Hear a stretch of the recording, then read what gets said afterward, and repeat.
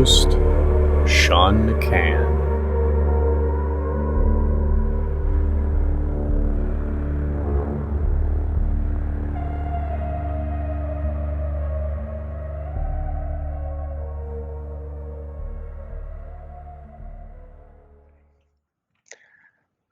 Greetings, and welcome to Wake the Dead. Today, I am delighted and we are privileged to have as our guest Jerry Marzinsky. He has a bachelor's in arts in psychology and master's in counseling and rehabilitation. He is a retired licensed psychotherapist with over 40 years of experience working with and studying the thought processes of psychotic and criminally insane patients in some of the most volatile psychiatric institutions in the nation. He has held the positions of second lieutenant in Arizona Civil Air Patrol and assistant scoutmaster. His formal academic training comprises a bachelor's in psychology program. He was awarded the state of Arizona's Meritorious Service Award. He's also a commercial pilot, certified scuba diver, and long-distance motorcycle rider. I can relate to you on that one. He is a co-author of An Amazing Journey into the Psychotic Mind, Breaking the Spell of the Ivory Tower, and is currently in private practice working with schizophrenics. You can visit his website at jerrymarzinsky.com. Thank you very much, Jerry, for being my guest today and gracing us. Well, thank Welcome. you for helping me get this information out, because you certainly aren't going to get it from the psychiatric mafia or big pharma. Well, yeah. Well, I like to bring the truth, and I am delighted that we can get your perspective on this phenomenon that you've over your entire career dealing with schizophrenics. You, unlike your colleagues, you had enough care to ask these patients and inmates what the voices were all about. You inquired, and you seem to be one of the only ones who've done so.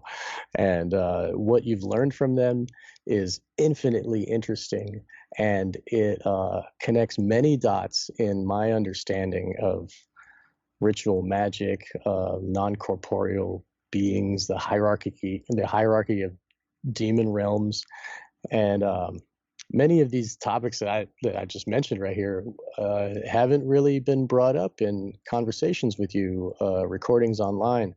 And I wanted to ask you these type of questions and get your opinion on, maybe some anecdotes of like that type of thing. And when we were when we were speaking over emails, you sent me a list of the traits of what these voices do and how they attack, and you wanted to relate that to you had an insight about the world today, and I wanted you to be able to share that today as well. So first, could you please, you're new to my show, could you give my listeners a short history of how you've come to this knowledge, how you've gotten this expertise in your own way? Well, yeah, that'll be a challenge to keep it short. Let me give it a shot, because it took close to 25 to 30 years to piece this together. Mm-hmm. So, like all the rest of my colleagues, I graduated, left graduate school, and was told that the Voices Schizophrenics here are hallucinations, and virtually, basically ignore them. And that's what psychiatrists have been telling these patients, just ignore them. And I remember one day after I went to work at Central State Hospital, which was probably the biggest psychiatric hospital on the planet at the time, back in the 70s. When I got there, there were close to 10,000 psychiatric patients in that place. It sprawled over 200 acres and or 300 acres, and had like 200 buildings. So it was a small city, and it was in the middle of nowhere in Milledgeville, Georgia. So one of the first groups that I kind of was confronted with. So I was working for a psychiatric rehabilitation center under the Department of Vocational Rehabilitation. And our job was to kind of pick the highest functioning of the psychiatric patients throughout the hospital, put them through vocational training, and get them out of the hospital. Okay. Right. Some of the brightest, more functional ones were schizophrenics, but what they would do is sabotage themselves. I mean, as they were about to graduate, as they were about to complete their classes, they would go off their meds. They would do something bizarre. They would sabotage themselves. I'm like, what the devil is going on with these people? Right. And I didn't understand anything. Um, you know, I knew that they were hearing voices, and what I was taught in college was, okay, the voices are hallucinations. So I just assumed that they were like um, word Just word cabbage, or just right. didn't make any sense at all. Right. The first time I was confronted, I mean, graduate school did very little to prepare me for this, working at the psychiatric hospital. It was like a candy store for somebody who's interested in mental illness, because Right. there was every mental illness known to man there. Uh, but Right. but the most intriguing for me were the schizophrenics, because nobody understood them, and they were doing bizarre stuff that was, you know, harming other people and themselves, and mostly themselves. As if You they know, didn't have control over it. Right. It seemed to you as if they don't control it, and they, for some reason, they're inflicting this on their own lives. And yeah, right. and especially when they put them on medications, they gorked them out. It was like you could see they just Right. you know Incapacitated the victim or kind the, of the they were patient. still able to function better, but those, I didn't know it at the time, but those meds are very toxic. With long-term use, they rot out your brain, they shrink your brain, Yes. they rot out your peripheral nervous system. Of course, the patients weren't ever told this. Right. They might have been told to watch out for some of the most prominent symptoms, but psychiatry never informed them of this. They go, Right. "Oh, okay, it was almost like in the psychiatrist's office, they just had like a dartboard and they'd throw it like, okay, we'll start them on this one. This one Right. seems to work. Da, da, da. And Um, I sorry, but I wanted to touch on this too in this conversation, is like the history of psychiatry really isn't about care for the patient. It's about controlling them. exactly, it's about Right. control. Right. They started out with different kinds of control. Some that come to mind pretty quickly are uh, prefrontal lobotomy, where they would stick an ice pick right through the socket of the eye, and they'd scramble the person's brain. So Yeah. Such a that crime. That's yeah, evil. they virtually destroy. I only met one, because that was being done well before I got there. But I only met one guy who had that done, and I remember my initial impression was he's not quite human. I Right. couldn't put my finger on it, but he wasn't quite human. You Right. could tell that something was not right. Right. He's And working on his animal brain functions instead of uh, his frontal lobe is not there yeah, anymore. Right. it was bizarre. The other thing they do is shock treatments. At Yeah. the hospital, they were doing 1,300 shock treatments a month, and Jeez. and back then it wasn't like the shock treatments now. I mean, they would have to strap these people down when Right. they shocked them, or the convulsions, they would break their bones. They would break their arms, they would break their legs with I only saw one of those, and I got a pretty strong stomach, but I almost fainted as I left the room. Yeah. And And after this is a progression of, like, this shock treatment is just one of many terrible things that they have done to patients to control them. I mean, in the history, like in your book, you describe how they would spin people in a chair until they vomit, Yeah, and you give know how them you feel after your insulin. vomit. You Right. don't you Yeah. don't feel like doing anything. You're sick. Right. So Yeah. that was like, oh yeah, this is a treatment. So they made them sick. Then they progressed from there to giving them medicines that made them sick. Right. They put them in Insulin. Right. insulin shocks. Yeah. To uh, the shocks would shut down the voices temporarily, but then they'd make the person sick, so they wouldn't act out. They just physically sick. And acting out is really what the hospital was treating. They weren't treating the cause or even.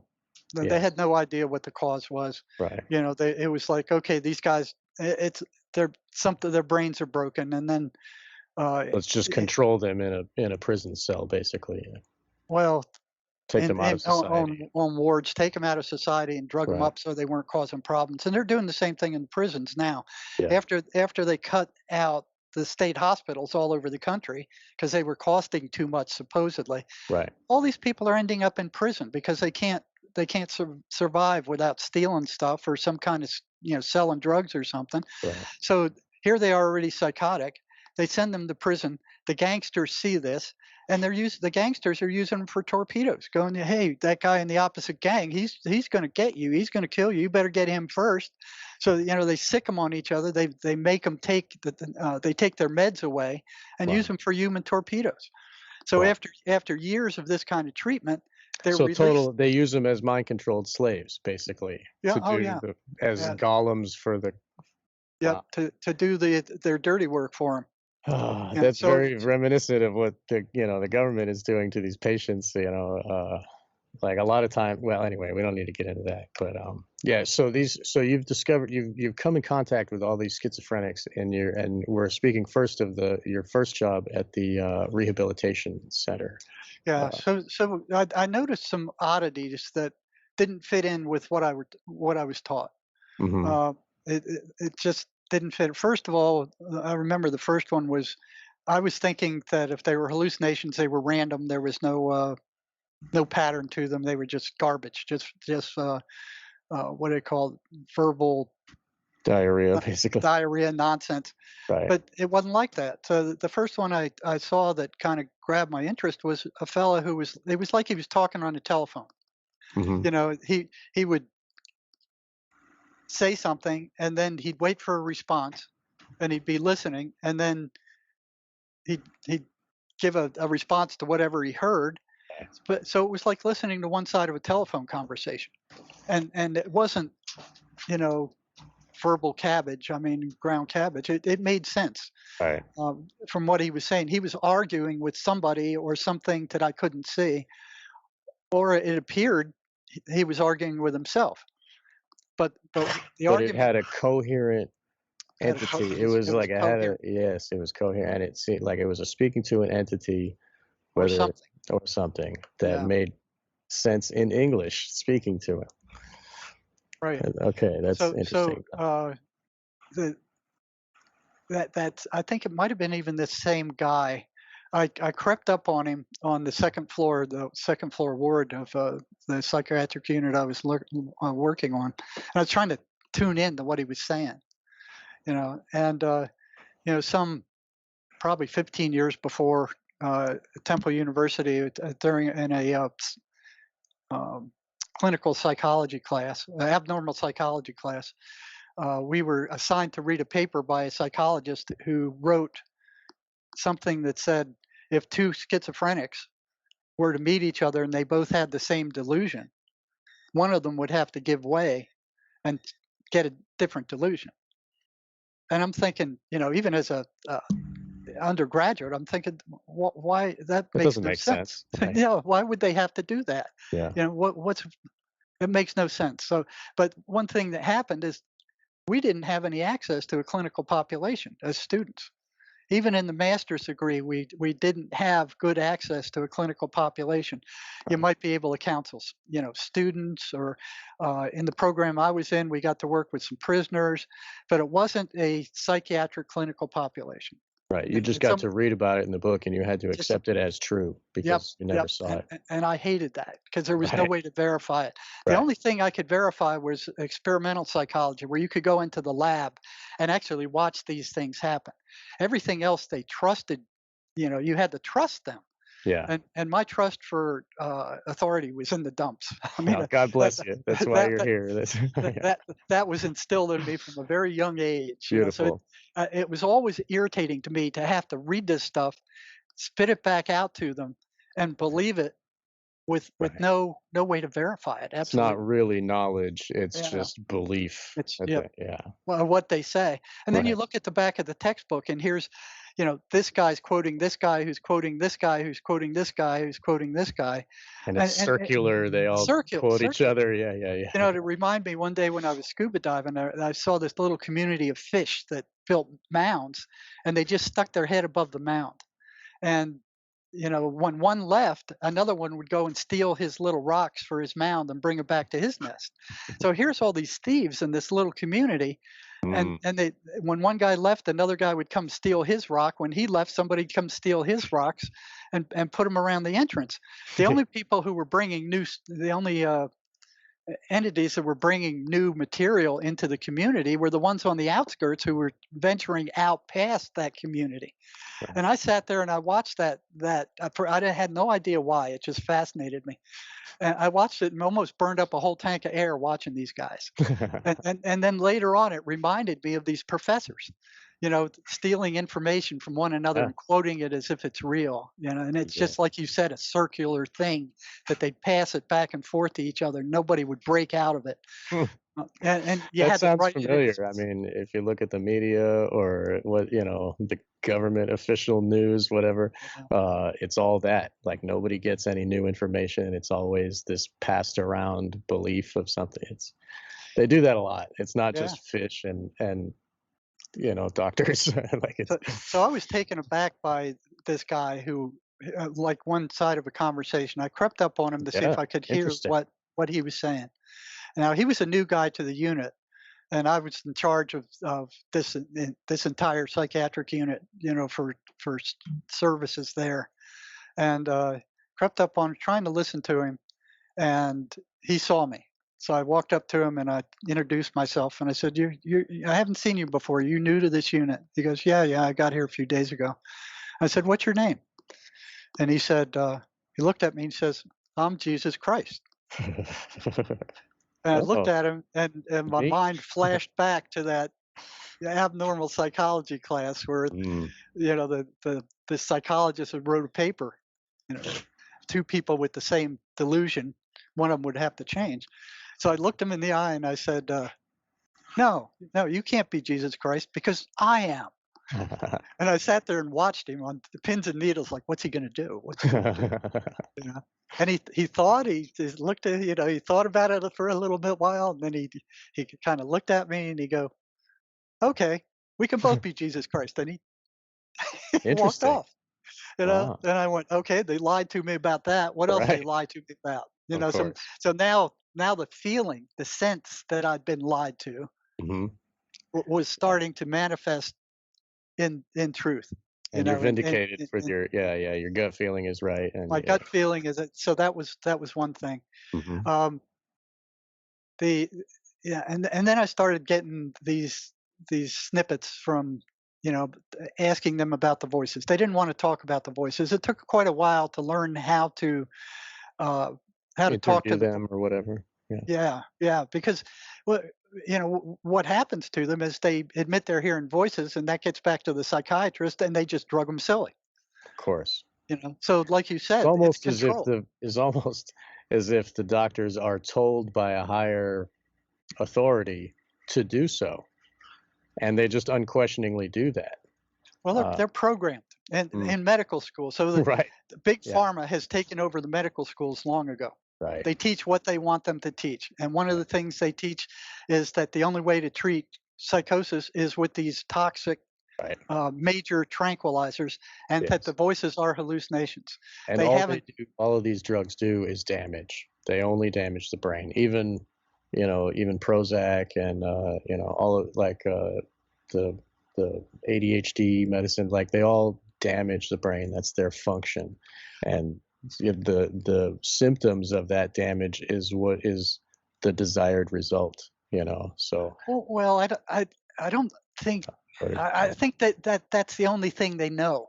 yeah. That's the only thing they know, and that's what they were taught in medical school. And that information was infused to them through the medical schools by big pharma, who started this crap back in the 70s when Right. Prozac came out. They knew it was a lie at the time, that there was, there was no chemical imbalance, but they pushed it anyway because it Yeah. sold drugs. And Yeah. there's a recent article that proves there is no chemical imbalance. They were wrong on that all these years. They admitted it in an article. I can send you the link after this. It's coming out now. Recently, there's like an infusion of it, but I've been saying it for years, and that information has been out for years. Peter Breggin also is another Peter one. Breggin. Yeah. He came out straight with it, and he said, they are destroying these people's brains. Right. He wrote the book Toxic Psychiatry. So you want to get a good look at that profession. Peter Breggin, Toxic Psychiatry. He reveals it all. They don't want that out. They covered up the damage it's doing. Right. And if you look at Prozac, it's mainly fluoride. It's like 4 parts fluoride. Oh, I didn't know that. Fluoride's toxic. Exactly. It's the same, and the way that they're poisoning the water, everybody with this fluoride is the same. They wanted to put lithium in water too, to adapt people's, the way that they act, and it's criminal, and it's out of control. And and they're doing it now with all these drugs they have out there. It came to my attention when, I'd ask all the nurses at the hospital, I'd ask the psychiatrists, why are they doing this? Why do they go off their meds? And nobody was curious about that. Yeah. The main response was because of the side effects. Exactly. I have a personal friend that has been, he went to mental institutions every summer for like 6 years, and they were giving him all kinds of different Haldol and like all these other big meds, and he would stop taking them when he had a girlfriend because it would be like saltpeter, you know. And of course he wants to have a full relationship with his woman. He doesn't, so he would get off of them, and then he would go crazy. And and they don't have to add that to the meds. It seems as though they do that on purpose, like a eugenics. They don't want them to breed. I wouldn't be the least bit surprised. I mean, after being told over and over again, it's a chemical imbalance. It's a chemical imbalance. I mean, one day I give them more chemicals. That'll fix it. That's their point. And then I noticed that, before I worked with a lot of different psychiatrists there, and since then, and I noticed that not once did they do any kind of lab test, any other kind of test, no test whatsoever. There is no test. Yeah, they don't have one. There is no test to find out what that chemical imbalance was and what was out of balance by how much.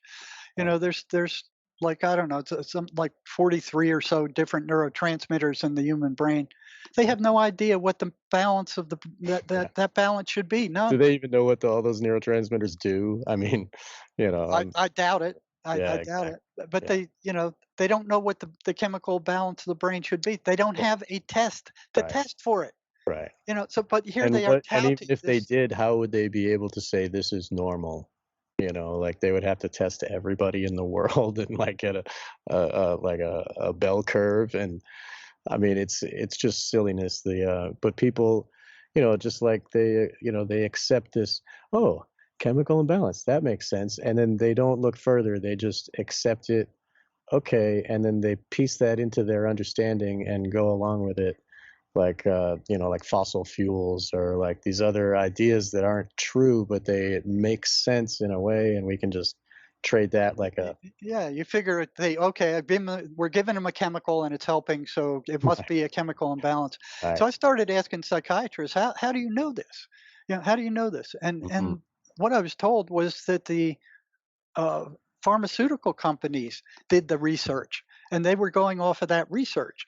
And it's like they research themselves. It's like gold star, guys. I'm going. That's like letting the fox in the hen house and locking the door. What I'm thinking, and that's what they're doing. They were taught by the pharmaceutical controlled universities that this was a chemical imbalance based on what the drug companies were making them teach with their stipends and their making them teach money.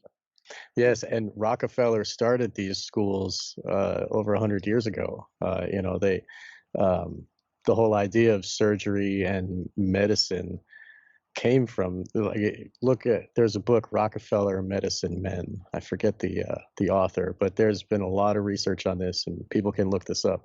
That it was started by Rockefeller and oil. They wanted, like, John D. Rockefeller's dad was a snake oil salesman, and they used rock oil to make these medicines for like pennies, and they would charge tons of money for it. And it's been the scam ever since then. They've been doing it, and when the current, or when the hospital or the schools at the time wouldn't accept this information, Rockefeller just went and made his own schools, just created Well, it. what he did is he bought off Congress, and Yeah, he bought off Congress and said, okay, for any medical school to be licensed in the United States, they have to teach pharmacology, pharmacology, right. uh, And it's like a pharmacology. takeover, basically. It was a Of takeover. So there was only a handful of schools that could stay in business after they bought off Congress, right, for doing that. So they all had to switch to teaching pharmacological medicine, right. And and that kind of any stuff, who it's didn't lost just their license and damage. couldn't function. And all of those things, like pills and surgery, all it does is damage the patient.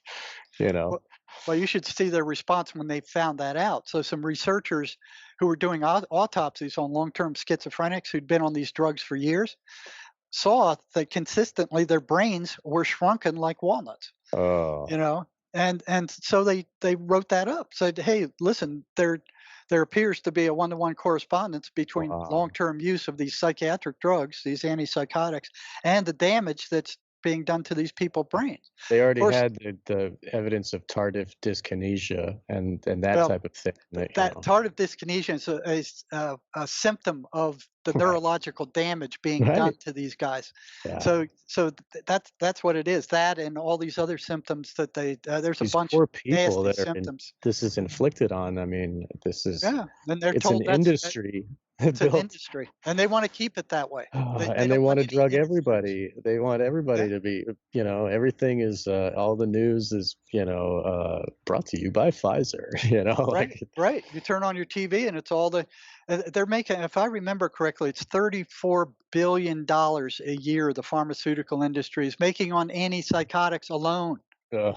And these drugs are destroying these people. They're destroying their brains. Ah, And any other kind of therapy is considered snake oil or just bullcrap. So right. when these researchers found that the long-term schizophrenics' brains were shrunken like walnuts, they published that. Of course, this set off the psychiatric mafia and big pharma. Oh no, it's not the drugs. It's not our drugs. It's the schizophrenia doing that. Oh, of So course. yeah, oh yeah, everybody believes this. It's a schizophrenia. So the researchers weren't happy with that. So what they did is they started giving rats and monkeys long-term doses of these neuroleptic drugs, Yeah. and they saw that their brains were shrunk too.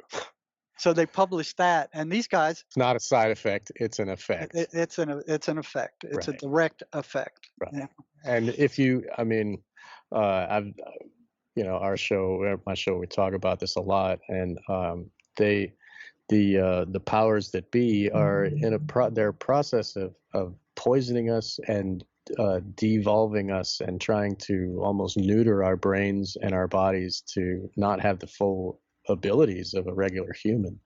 And with the childhood vaccines and the schooling of what they, public school, and the onslaught of the false, the information that's all not, it's all fake information. This idea, the worldview of what they want you to think, it's all poison.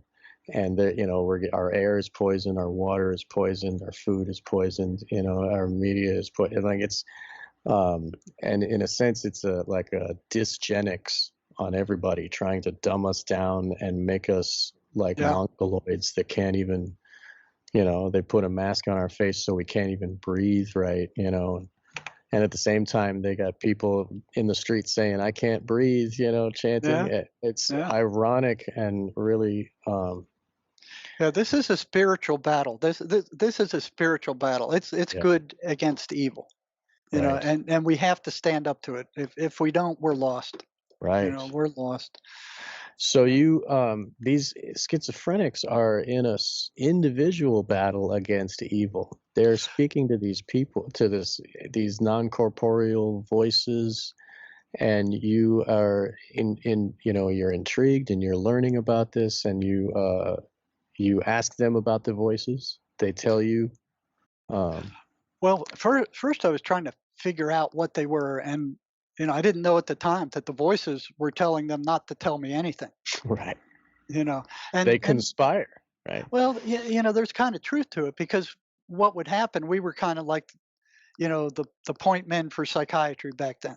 All that we knew was that those medications, kept them somewhat sane. They were able to function with them.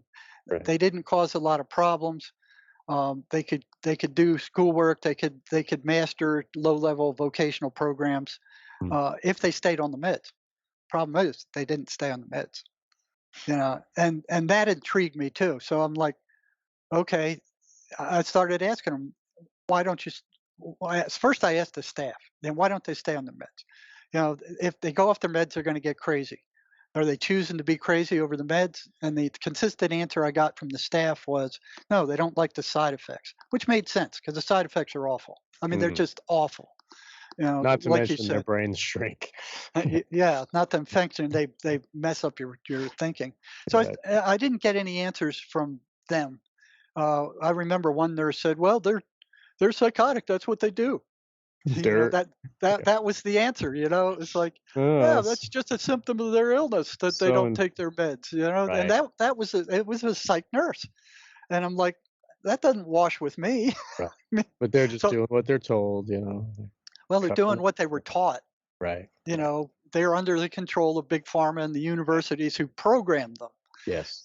Now, again, I mistrusted. I didn't trust authority, so I started asking the schizophrenics themselves, and I got the same answer. Oh, the side effects are awful. Okay, that makes sense. But I said, what's worse? Because I've seen some of these guys in a florid psychosis. I mean, it's hell. Mm. It's absolute hell. Demons attacking them, seeing hallucinations, things coming through the walls, uh, voices threatening them to kill them, talking behind their backs, paranoid of every. I mean, it's actual hell on earth. Wow. So I'm looking at that and going and watching some of them that are completely gone, just completely gone. They're in another universe somewhere, and it's not a good one. And I'm going, well, what's worse, the side effects of drugs or being floridly psychotic? So it's like, why are they choosing to go back to that? You Mm. know?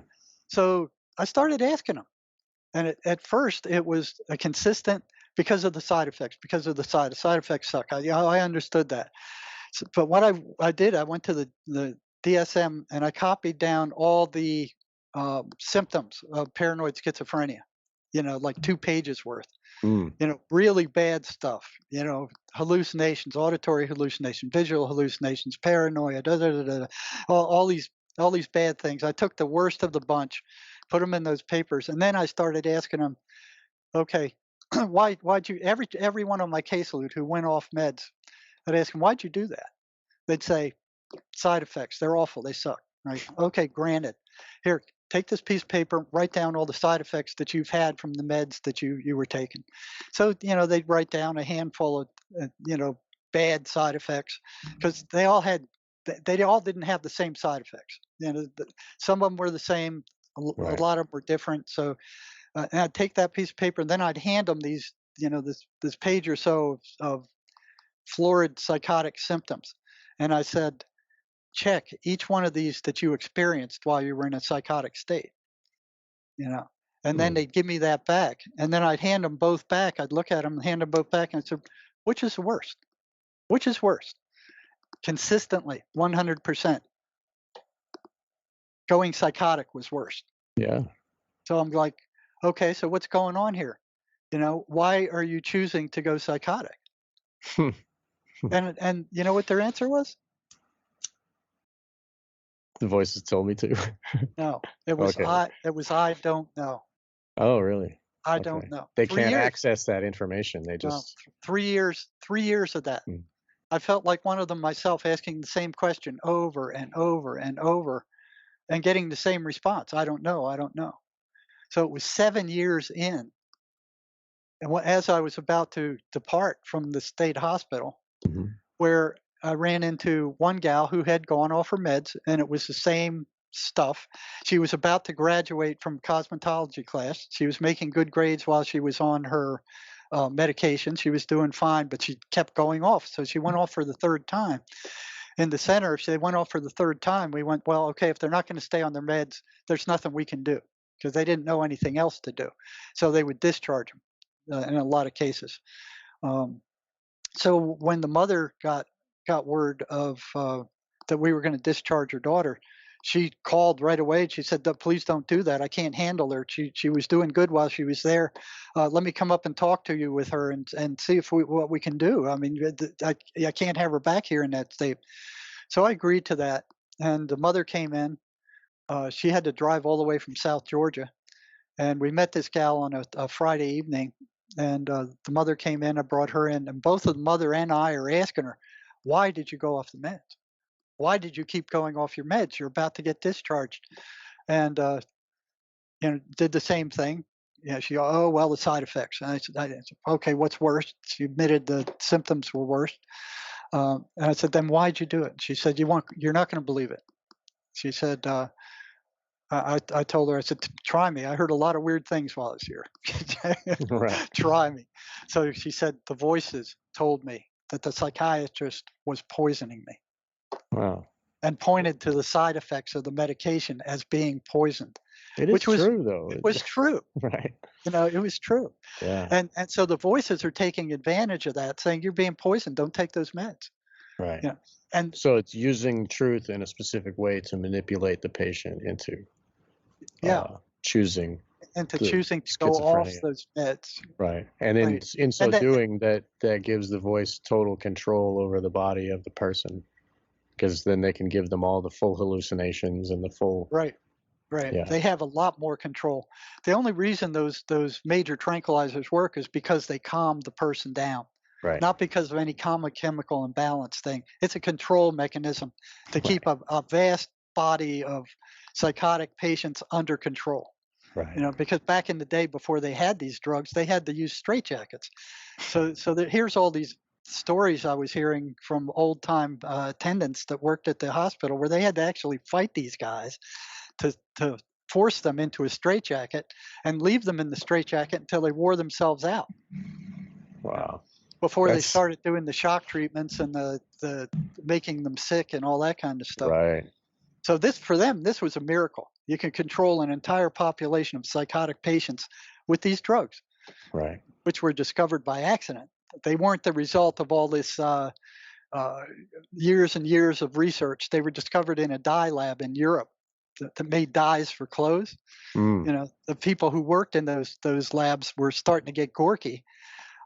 First, they used it for surgery, for surgery. Then they tried to use it, because they saw it had a calming effect. They tried to use it in the psychiatric institutions in Europe, but the psychoanalysts didn't go for it. They go, no, we don't want your crap here. You're going to stop that. So they came to the U.S. and they started administering it to a psychiatric population in one psych hospital in the U.S. somewhere, and they found it worked marvelously. It kept these guys down. They weren't bouncing off the walls. They weren't causing trouble. They were gorked up. They were manageable, and it went from there.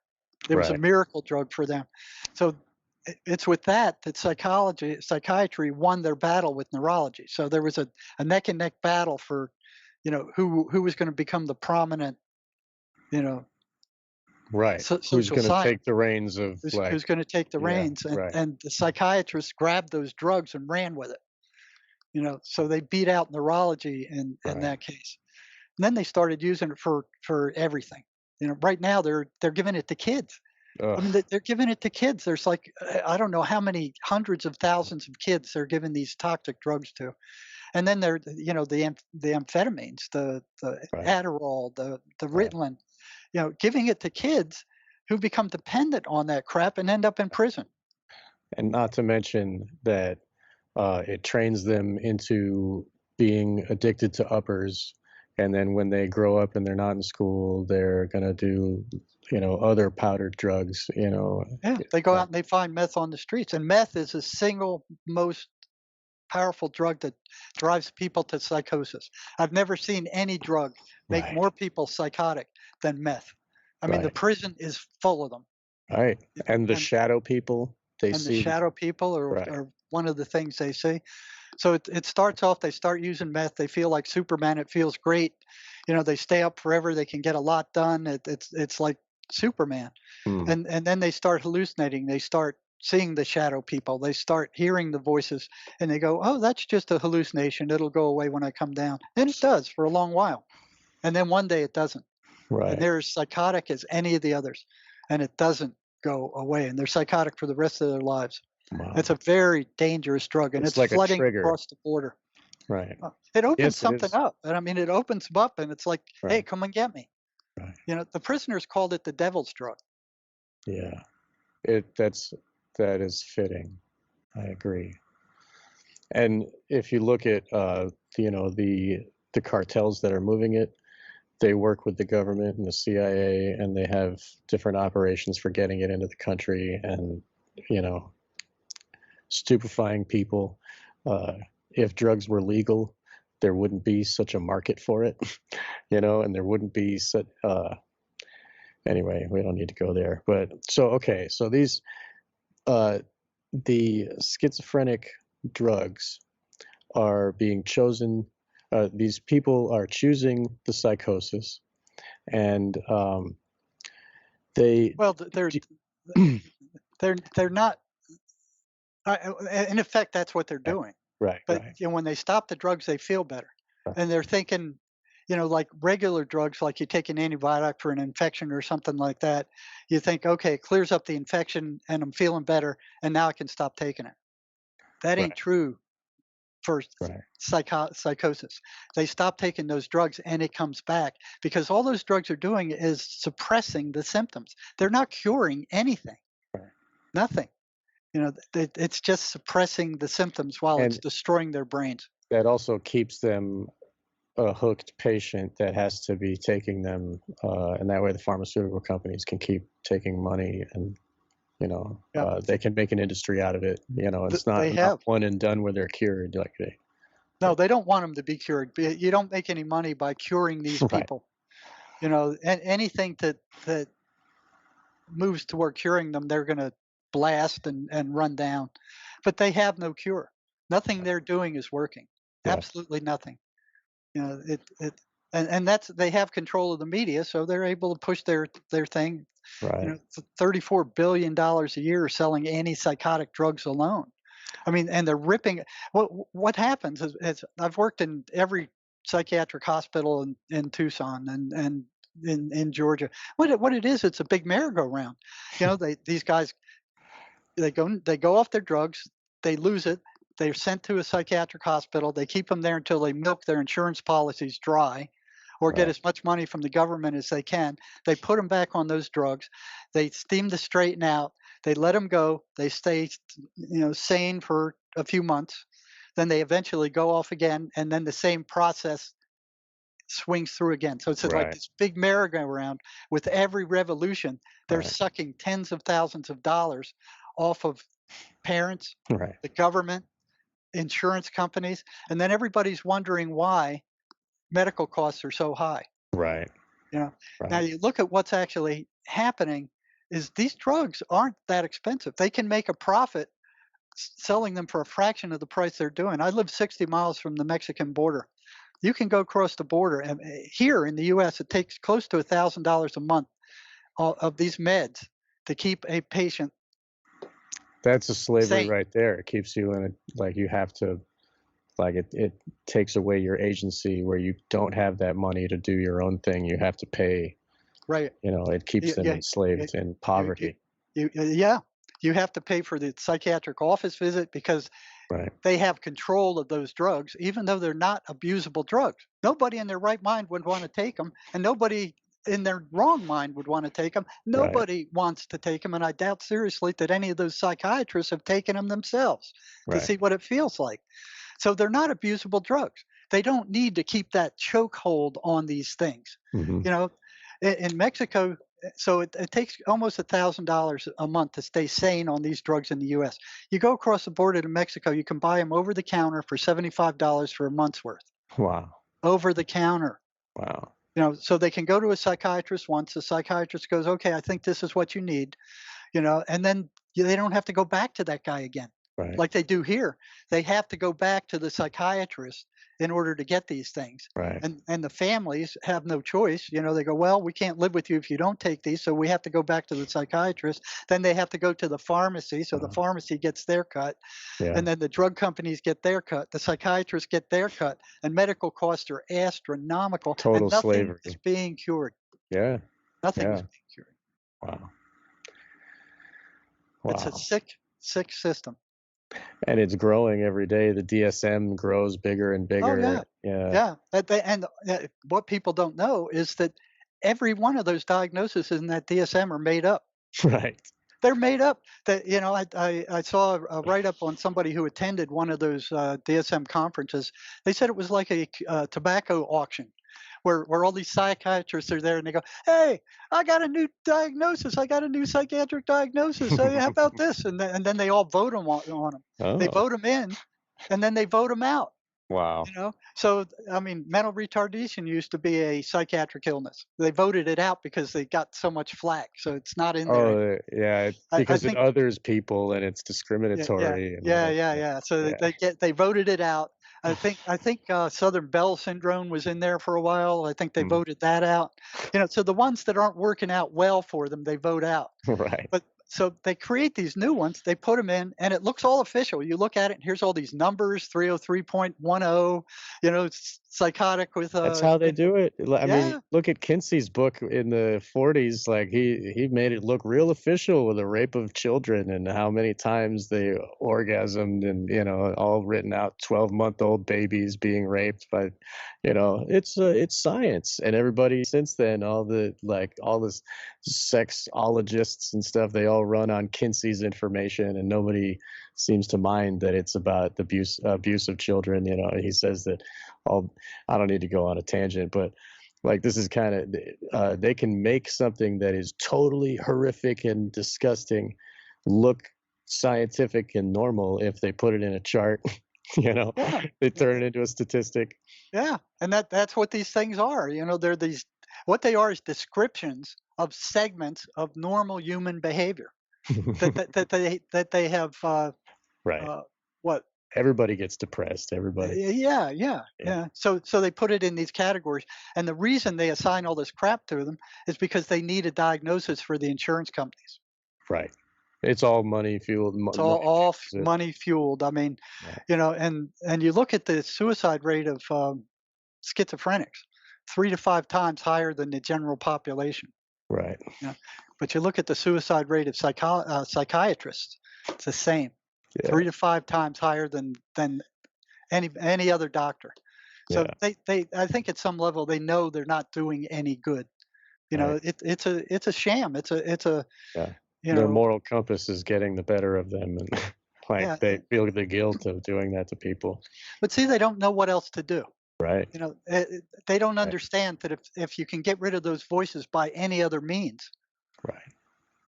that the psychosis disappears. It goes. Right. It's gone. Right. So, and you've had success in this. You've spoken in your book about Psalm 23. That's one thing I found out earlier at the state hospital. The patients, I noticed that when the chaplain had ice cream socials in the rehab center, which it's hard to get cake and ice cream down in that place. Sure. None of the schizophrenics would go down there. They'd all stay on the ward in their beds. Mm. And I noticed that, and I went, that's odd. And then I saw it a second time, then I saw it a third time, and I'm going, why is that? They have an aversion to the chaplain, to the Yes. church. Yep, they had an aversion to the chaplain and the church. They didn't believe in God. They didn't believe in the Bible. They got anxious when they got around church people. Da, da, da. So, it was that. So I started And it's the questioning. same way that the voices tell them to be nervous and afraid of the doctors, the psychiatrists and the psychologists. Have an aversion to that because the voices don't want you to learn, you doctors to learn the truth about them. Yeah, and one of the things the voices tell them is not to tell anybody about them. Yeah.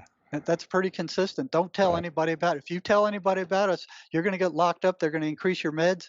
You're going to go to the psych hospital, and that's what happens. Right. And if you look at secret orders and secret societies, there's a lot of ceremonial magic, ritual magic, and they contact non-corporeal entities, and they're not free to speak about it. They're in this secret order, so they can this.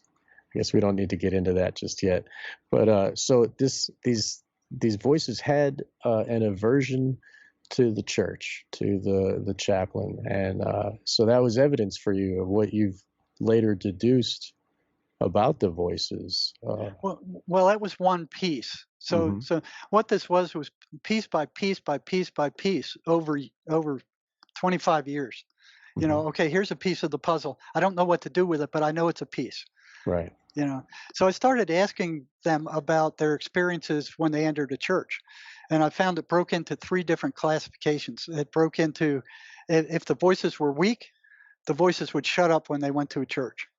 If the voices were moderate, they would get louder and they would block, to try to drown out the voice. Drown out the preacher. Right. If they were strong, these people would jump up and run out of the church. Wow. It broke down into 3 different classifications. Wow. Yeah, so it's like the voices were driving their behavior somehow, and the paranoia was clear. Yeah, it was clear. Here's all these indicators that it's the voices that are driving their behavior. Right. And later I found out if the voices could be getting rid of by any means, everything disappeared. It all went. Right. But so the voice is the inflictor of this thing. It's the voice is the power behind driving. Right. That's what's doing it. But here's psychiatry going, oh yeah, the voices are hallucinations. That's what they are. Right. So you ignore them. And I remember one day being in a psychiatrist's office with a patient, and the psychiatrist increased his meds, and the guy was complaining about the voices, and the psychiatrist said, oh, just ignore them. They're hallucinations, just ignore them. So I'm listening to that, and a week later, I called this guy in, and I said, hey, remember me? I was in that, he was on my caseload. So I said, remember what the psychiatrist told you to ignore your voices? I said, did you try that? And he goes, yeah. I said, well, what happened? He said, they got louder. Yeah. So then I started asking others. I said, when you try to ignore your voices, what happens? They get louder consistently. Right. So here's these consistencies starting to show up, these patterns starting to show up. So that really, I mean, how, because, I mean, even like in normal, common Hollywood, like there's The Exorcist in the movies, there's this idea of demon possession that is in, like you can come across this idea in regular media, Hollywood and books and stuff. So did you like connect that in your mind? Did you think? I'll tell you, that's an interesting question, because I didn't want to see that. Right. No one does. I was denying that, Mm-hmm. to myself, but I was still looking at the evidence. The first time that I really got whacked up back the head is that I went with my girlfriend into Atlanta to see The Exorcist. Oh, wow. Okay. And it shook me up so badly because it was so close to what I was experiencing with these guys that I missed my turnoff for Milledgeville and had to, at night, had to drive to the next turnoff to go back. That's how bad it shook me up. Wow. So that was the first indication that I got, but I was still kind of denying. So you suppressed that. You're like, that can't be it. true. That's Hollywood movie. Yeah. But then, as these patterns started to emerge, I started seeing consistencies among all these. I interviewed hundreds of these people, and these patterns were the same. So if something's running a pattern, it can't be a hallucination. What holds it to those patterns? Something is holding it to that pattern. They're not random. If they were hallucinations, they would be random. Right. No, they weren't random at all. So I started. One person would tell me something, and then I'd start asking all the others, "Do you experience this?" Yeah. So I never believed anything that one or two of them told me. So this is more concrete evidence than DSM could ever try to have. Like you're actually asking and inquiring the victim, not the victim, but the patients. You're getting real evidence, whereas DSM just votes on shit. Yeah. All they fun. do is blow it off. Oh, they're hallucinations. Just ignore them. They don't. And I got in trouble twice with psychiatrists for asking patients about the voices. Right. I was told that you won't do that. These voices are hallucinations, and what you're doing by asking questions about them is you're reinforcing the hallucination and making them worse. But this is like a concerted effort with the voices against you, and your colleagues in psychiatry are against you as well. It's almost as if they are possessed too. Maybe they're taking orders by someone who, but that's a speculation. I wouldn't doubt it, except they had nothing else. Right. But it seems like it's like they're working in concert, so like the hierarchy of because they work in a hierarchical structure of obedience as well as demons do. I mean, from what I've learned, there's a hierarchy, and so it's almost mirrored in the real world. And if you look with any sufficiency of depth into who are the controllers of governments, who are the controllers of religions, these are dark occultists, ritual magicians, ceremonial magicians that focus on bloodlines, and they contact non-corporeal entities and gain information and benefits. I guess I'm jumping into the deep end real quick, but so let's okay. So we're still. I'm sorry. We'll go back to how you. We'll go back to how you're deducing that this might be demon possession. Well, I didn't want to admit that to myself for years. Right, I mean, it had anybody else who was looking at this would have seen it. I didn't want to see it. I didn't want to believe that. It's like so I kept denying it. This must be something to do with their subconscious mind. So it's a scary thing for it to be like a spiritual battle, taking place within the mind of an individual. Like that's much bigger and scarier for you being the doctor than just an individual who's crazy and has random hallucinations. Yeah, and I got in trouble for how much time I was spending with these guys too. Where my staff, the other people I were working with, 20 minutes is what they'd spend with them, a month. Just how's your meds? Yeah, how's the voices? You doing okay? And they let them go because they didn't know what else to do. Right. They never questioned them about the voices, and tell the truth, the psych patients never trusted them. So getting their trust to get them to feel comfortable enough. It takes talk time about their voice. It took time and it took risk. So when I got I got in trouble twice at the state hospital for asking patients about their voices, and the voices didn't like that. So they got some of them to act up, and I got in trouble with psychiatry. And then it confirms just your colleagues that, it's making it worse. So it's confirmation bias for them. So they put the kibosh on you. Yeah, they put the kibosh on me, and they were the psychiatrists with the big egos who had all the power. Yeah, so right. I had to be very careful. But once I went to work in the psychology department of the state prison, all that turned around 180 Nobody cares. degrees. They're like, yeah, it's like if one of the patients ran to one of the wardens and went, "Hey, this psych guy's asking me questions about my voices, and I don't like it," It makes them louder. So the warden would go, "Get out of my face!" Right. He'd be like, "Sit down and shut up." Right. Yeah. Sit down and shut up. Get out of my face. Exactly. Go back to your cell. Right. And that's a gift for you there. That was a gift for me. Because I was able to work for years. Studying these voices. until these guys started recovering, and then I got into real trouble. But yeah, that wasn't supposed to happen. Right. So Well, you found a method to help them that wasn't the drugs, right? it consists with, I mean, they have to turn around and start moving in a positive spiritual direction. Mhm. So what I was told, even back at the state hospital, was that the voices hated the 23rd Psalm. Right. I was told by, a few of these guys that the voices reacted to the 23rd Psalm like worms thrown on a hot frying pan. Wow. So So, like so my, with the walking the through the valley of the shadow of death, I Right. fear no evil. right, Right. they reacted vehemently to that. It didn't stop the voices, but it was like burning them with a blowtorch. Wow. So my whole operation, the what do you call it? The mental structure which I operated from was anything the voices didn't like, give them more of the same. Right.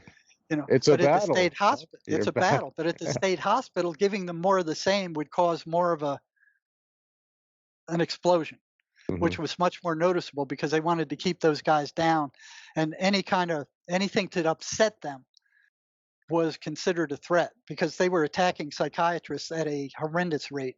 Matter of fact, it was like I noticed that it was the schizophrenics who were beating up psychiatrists at a rate that was out of proportion to any other staff. It wasn't psych nurses, it wasn't counselors, it wasn't psychologists, it wasn't chaplains. It was psychiatrists.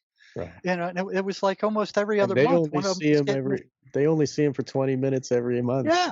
Right. So that was one of my questions. What are Yeah. these guys doing to set these guys off in 20 minutes Mhm. to get their butt kicked? I couldn't. It wasn't. I couldn't comprehend it. It only made sense when that one patient 7 years later said, "The voices are telling me that the psychiatrist is poisoning me." Once I heard that, it was like click. Right. That's why they're getting the crap kicked out of them. Their assault rate is higher than any other doctor. Their murder rate is higher than any other doctor. And still they're going, oh yeah, the hallucinations. Well, it's the hallucinations that are killing and beating them up. Right. I mean, and in all honesty, they are holding these people captive and they're, giving them poison. So like, and the doctor is the one in charge of the clipboard who's like assigning all of this torture onto the patients. So it makes sense to me that they would react negatively against the order giver than the regular orderly who's just strapping Who's just them down. carrying, who's carrying out the things. Right. So, bit by bit, as I got these patterns, I saw that if you could interfere with these patterns and somehow block them out, that the patient would get better. Right. It wouldn't necessarily get rid of the voices to start with. It would make them weaker. It would make them weaker and they would come less. Right. But it required active participation on the part of the patient. He couldn't just sit there and take a pill. He had to fight back. Right. He had to do something to counter these things. Had to reclaim his will. Had right? to Yep. They're like bullies in school where they beat somebody up, knock them on the ground. They just keep kicking. If you don't get up and fight back, they're going to kick the crap out of you. And so they also feed Yes. on you while they're kicking you down. They're like your negative emotions. Oh, well, the patient's negative emotions are feed to these entities. That's right? exactly right. And for years, I didn't know why that was. I saw there was a consistent one-to-one correlation between them being attacked by the voices and their energy level disappearing to virtually nothing, where they couldn't even get out of bed to eat breakfast. And I thought that was because the voices were so negative. They were, you're no good, you're a piece of crap, nobody likes you, your parents hate you, everybody's talking behind you. It's a constant stream of negative crap. It wasn't random, it was constantly negative. So that's the first pattern I saw. These things are talking shit constantly to these people. And it doesn't vary, it's always negative. What holds it negative? And then these other ones came out, and I saw that if you interfered with them, they got weaker. Then all of a sudden, the patients started coming in, and this is at the prison. What I did with the prison is I got a group of schizophrenics who I felt I could trust, and wouldn't go off, and Mhm. made an agreement with them. Listen, if you tell me about your voices in real time when you hear them, when we're working together, I'll do everything I can for you. Short of breaking the law or breaking, you know, You'd stick up for him at uh, parole or to whatever. stick up with, whatever I could do for him, I would. So we had that agreement. Uh, and that worked out pretty well because we'd come in and I'd spend hours. Okay, and then what did the voices say? And then what did you do? And if you tried this, what happened when you tried this? So it was constant experimentation for years. Or, I think this might work. Try this. Come back next week and tell me what happened. Right. So it was all these So this tactics. trial and error has Trial and led you error to, and you found that Psalm 23, was one of the things. right? And You the know, electroshock worked, but the you, electroshock would work temporarily. right, The voices would disappear temporarily, but then they would eventually come back. right. And it's damaging to the patient too. I mean, you need Yes, something else to like right. shock them, you know. And that turned out to be a rubber band. So it took me weeks to figure, because I was working with a clinical psychologist up in he was working at a private psych hospital in northern California, Mhm. and he was a Swedenborg student. So Swedenborg was a Christian mystic that lived about 300 years ago, Yeah, who had complete access to heaven and hell. right, And he would go into a trance for 3 days, and he'd come back and he'd write about all these characters that he met over there. And some of the characters he met were evil spirits. And what Van Dusen noticed was, with his clinical population, the voices matched exactly what Swedenborg was right, talking about. So when right. Swedenborg's talking about evil spirits, Van Dusen saw that his patients, the voices that his patients had, were exactly the Same, same. They right. were the same. So what he did is he started trying to make friends with the voices, which is the exact opposite of what I was doing. I knew they were bad. I didn't know exactly what they were. I knew they were the enemy. I knew they were killing these people and destroying them. They weren't Right. anything good. Well, So I you were took, coming from care for the person who was afflicted. You were, you're trying to help well, the other human. You weren't like, yeah. Anyway, I mean, I think Van Dusen, from your perspective, you're coming from a heart-based care for the uh, person. and I wanted to do something that affected it too. Now, Van Yeah. Dusen was just trying to learn about these things.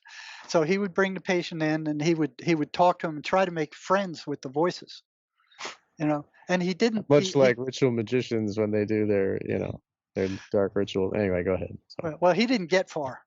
okay. He didn't get far. A couple of things he did do that were interesting, though, was he got one of the patients he was working with that he gave a MMPI and a Rorschach to, which MMPI is the gold standard for psychology, measures psychotic traits, Hmm. and he gave it to the patient, and then he gave it separately to their voices.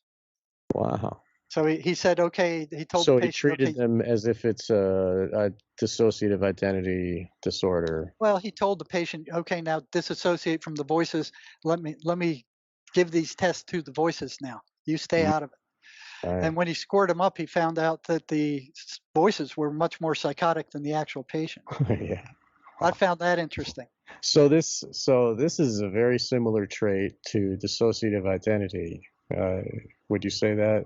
Do you think that because the voice takes over the person as if it's like taking control, like another alter would? Well, yeah, but in most cases it's a battle. You Right. know, the the victim is told from the time they're born that all thoughts that come into your head belong to you. I Right. mean, that's what we're taught. That's what we believe. It's your thoughts. They come from your head. They must belong to you. Right. There's nobody saying except Swedenborg that no, your thoughts come from other places outside of you. You're Mhm. the one who chooses between those thoughts that enter your mind. And what you choose is where you go. It's the direction you go. So Wow. that was very interesting. So here's the voices sound, in most cases, sound exactly like your regular thoughts that come through your head, the thousands of Right. thoughts that go through your head a day, except They their disguise patterns. themselves as you. Yeah, Right. Right. exactly. Right. They want you to believe that they are you. Right. And if they can get away with that, they got you. So they feed you this idea that you are scum and you're worthless, and then your depression and negative emotions are like a feed for the voice to feed on. That's exactly right. So so with dissociative identity, that most is very commonly related to satanic ritual abuse. It's like a symptom of that. And satanic ritual abuse, trauma-based mind control, is like it's like a scientific application of trauma to split the mind. And I've learned that they can inflict a demon onto a victim. They can transmit a demon into a victim to keep the partitions of the mind separate, so that if a person ever inquires about something from their past, they'll get this attack in their own mind, and it's like a watchdog at the door of this other part of their brain which they can't access due to the trauma and the and there's a new therapy that has come out fairly recently. I guess it's been around for a decade or so more, but it's called the Mace energy method. It was developed not by a psychologist or a psychiatrist. It was developed by a genius merchant marine ship captain who was interested in the mind and kind of pieced this together himself. And he found, along with what you're saying, he found that during any trauma, the feelings and the trauma are buried by the ego right away, and they're buried alive. So there's a negative reaction to any stimulus that comes and threatens to trigger that negative identity. Right. So it's like it keeps it locked, and it keeps it locked, and it keeps an emotional charge. And any stimulus or anybody who threatens to expose it is attacked. Right, like a psychiatrist, like yourself, inquiring these demon, these voices. It's more like, at some point everybody's got a kind of person that they hate, and anytime that type of person comes around, there's like your hair goes up. It's like, oh, I don't like that guy. You don't even have to talk to him. You can just feel it. So that's the negative identity in there that's stuck. And in all trauma, that happens. The ego doesn't want to feel those feelings. It doesn't want to keep reliving that thing over and over. So it buries it alive, and it stays there, and it affects the person for the rest of their lives. Yes. So what I'm sorry. It totally relates to circumcision, what they do to babies, and then the parents, when they grow up, they don't want to see that it was trauma, and so they do it to their kid, and it continues, and it creates a dissociative action in the brain. It changes them forever. I just want to inject that because that's a big thing. Like they inflict this trauma on everybody. It's a routine, unnecessary thing, and I think that is afflicting the whole nation of babies, and it has been for all this time, and it makes them more susceptible to this influence of these voices, because then they have this trauma reaction and their mind does that. Right. The more trauma you have, the more likely these things are to come to feed. They're like sharks. They smell blood. So when somebody has a lot of trauma, and that's one thing consistent with schizophrenics, they have a lot of trauma. Right. So here's psychiatry saying, "Oh no, it's not the trauma. It's the it's a chemical imbalance." No, it's a trauma. Right. The more trauma they have, the more likely they are to have that. To come up with it. And so the powers that be, they turn up the trauma on the population. The more trauma they give, the more apt they are to be unthinking slaves that follow, the dictates of the government, or whatever. Or out of control. Like, look at the prisons. The prisons are full to overflowing now. All those people are being traumatized. I've seen them release people from the prison that I knew would kill somebody in 6 months. There was no doubt in my mind they were going to kill somebody in 6. Oh no, their time's up. Release them on society. So here's the mainstream media. If a prisoner escapes It hits the main. Oh, there's a murderer loose in our community. Everybody, close your doors and get your They guns let out. him loose all the time. Yeah. No, they're letting them loose every day. Yeah. They're letting. They let They're letting. Damien Eccles loose because Hollywood told them to. You know, he Yeah, murdered children. yeah. Scores of them. I mean, these Yeah. guys are traumatized. They're out of control. They're being released upon society. The prisons are they're a blight. They're just a Right. freaking blight. They're not doing anything to solve anything. B.F. Skinner, 100 years, 75, 100 Right. years ago, proved that punishment does not do anything unless the punishing stimulus is right there. It's got to be there. It's got to be right there to punish the person right At the away. moment. Right. And all it does is suppresses their behavior, be it below baseline. When the punishing stimulus is moved, it shoots up above baseline as if to make up for lost time, and then goes back to baseline again. So the prisons are doing nothing. They're Right. just Yeah, holding guys. recidivism, and that's another business. There's, the prison the industry of prisons in America is huge. It is, and these private prisons are much worse than state or federal prisons. Right. They care about nothing but money. Right. But they buy off these legislators to, oh yes, and we can keep them for cheaper than you can. Look at Kamala Harris. She was keeping them in jail longer than their prison sentence just to keep them working slave labor, because they needed more slaves to clean the highways and such, all this stuff. Now she's vice president. They promote this kind of behavior. Yeah, the country's being run by lunatics. Yeah, I'll tell you that. It's almost as if it's they're afflicted by the same voices. Oh yeah. Yeah, so as these patterns started appearing and I started finding ways to disrupt them, these guys started getting better. And then they started coming back and saying the voices don't like what you're doing. Right. Well, the voices are getting weaker and losing their control over the victim. Right. So the voices are getting angry. And it wasn't just one. It was like I hit a certain point and here's a bunch of them coming in after the sessions and going, the voices don't like you. They don't like what you're doing. They're getting pissed off at you. It's nice that they're nice enough to tell you that. It's good that you have a good rapport with the patient. Yeah, and that was tricky sometimes because someone would come in and go, "Hey, this guard disrespected me," and I'm thinking about beating the shit out of him or sticking him. Right, and now legally you have to tell. So now legally it's like, okay, how much do I trust this guy? Yeah. Can I intervene with this? And I, on the other hand, if I turned him in just for saying that, he, even though he had no intention, he told me he had no intention of doing that, but he's telling me the voices are telling him to do it. Yeah. So that was like walking on the razor's edge, because if I turned him in, that would get to all the other ones. Right. And they wouldn't tell me crap. Right. And it is just a thought or whatever. It's not like he's telling the plant, I'm going to get him on the yard at lunchtime, Right. It was just a thought. But the thing is, I had to keep a closer eye on those guys. Of course. So it got a little hairy sometimes, and none of them ever hurt any of the guards. So we were able to talk them down. We probably saved the guards a number of assaults in the long run.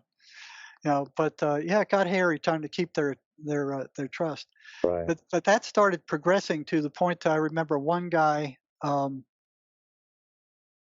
He turned around in the doorway and he was getting better. And he looks me in the eye and he said, "You know what you're doing is dangerous, don't you?" And he just stared at me, and I'm staring at him because it hadn't occurred to me. I'm thinking, oh, the voices in their heads. They're not in my head. They can't come out. They're stuck with them, not me. And he turns around and walks away, and I'm going, what did he mean by that? Right. So it stuck in the back of my mind. And somewhere in there, I realized that there was a one-to-one correlation between the voices coming and they're losing their energy. Right. And I'm like, why is that? And in my own head, I went, well, it's because of the voices are constantly keeping them awake at night. They're telling them bad stuff about themselves. They're telling them people are going to murder them. So you'd think that depressive thoughts put you in a depressive state where you just don't want to move because you're sad. Yeah, right? That's what I thought. Right. So one day I come into my office and I get this, they call it an inmate kite, from this one prisoner who was in protective custody. I was over the central detention unit, which was a jail for the entire prison. So it was the worst of the worst who the rest of the prison couldn't handle, went to this place. And I always get put over those segregation the or worst, whatever. the worst ones, you know. Right. Yeah. So at the right after, not long after reading that letter, I get a call from the captain who's running the central detention unit. He said, "You got to come up here and do something about this psychotic guy." So I'm looking at that, and it turns out they're both in the same cell.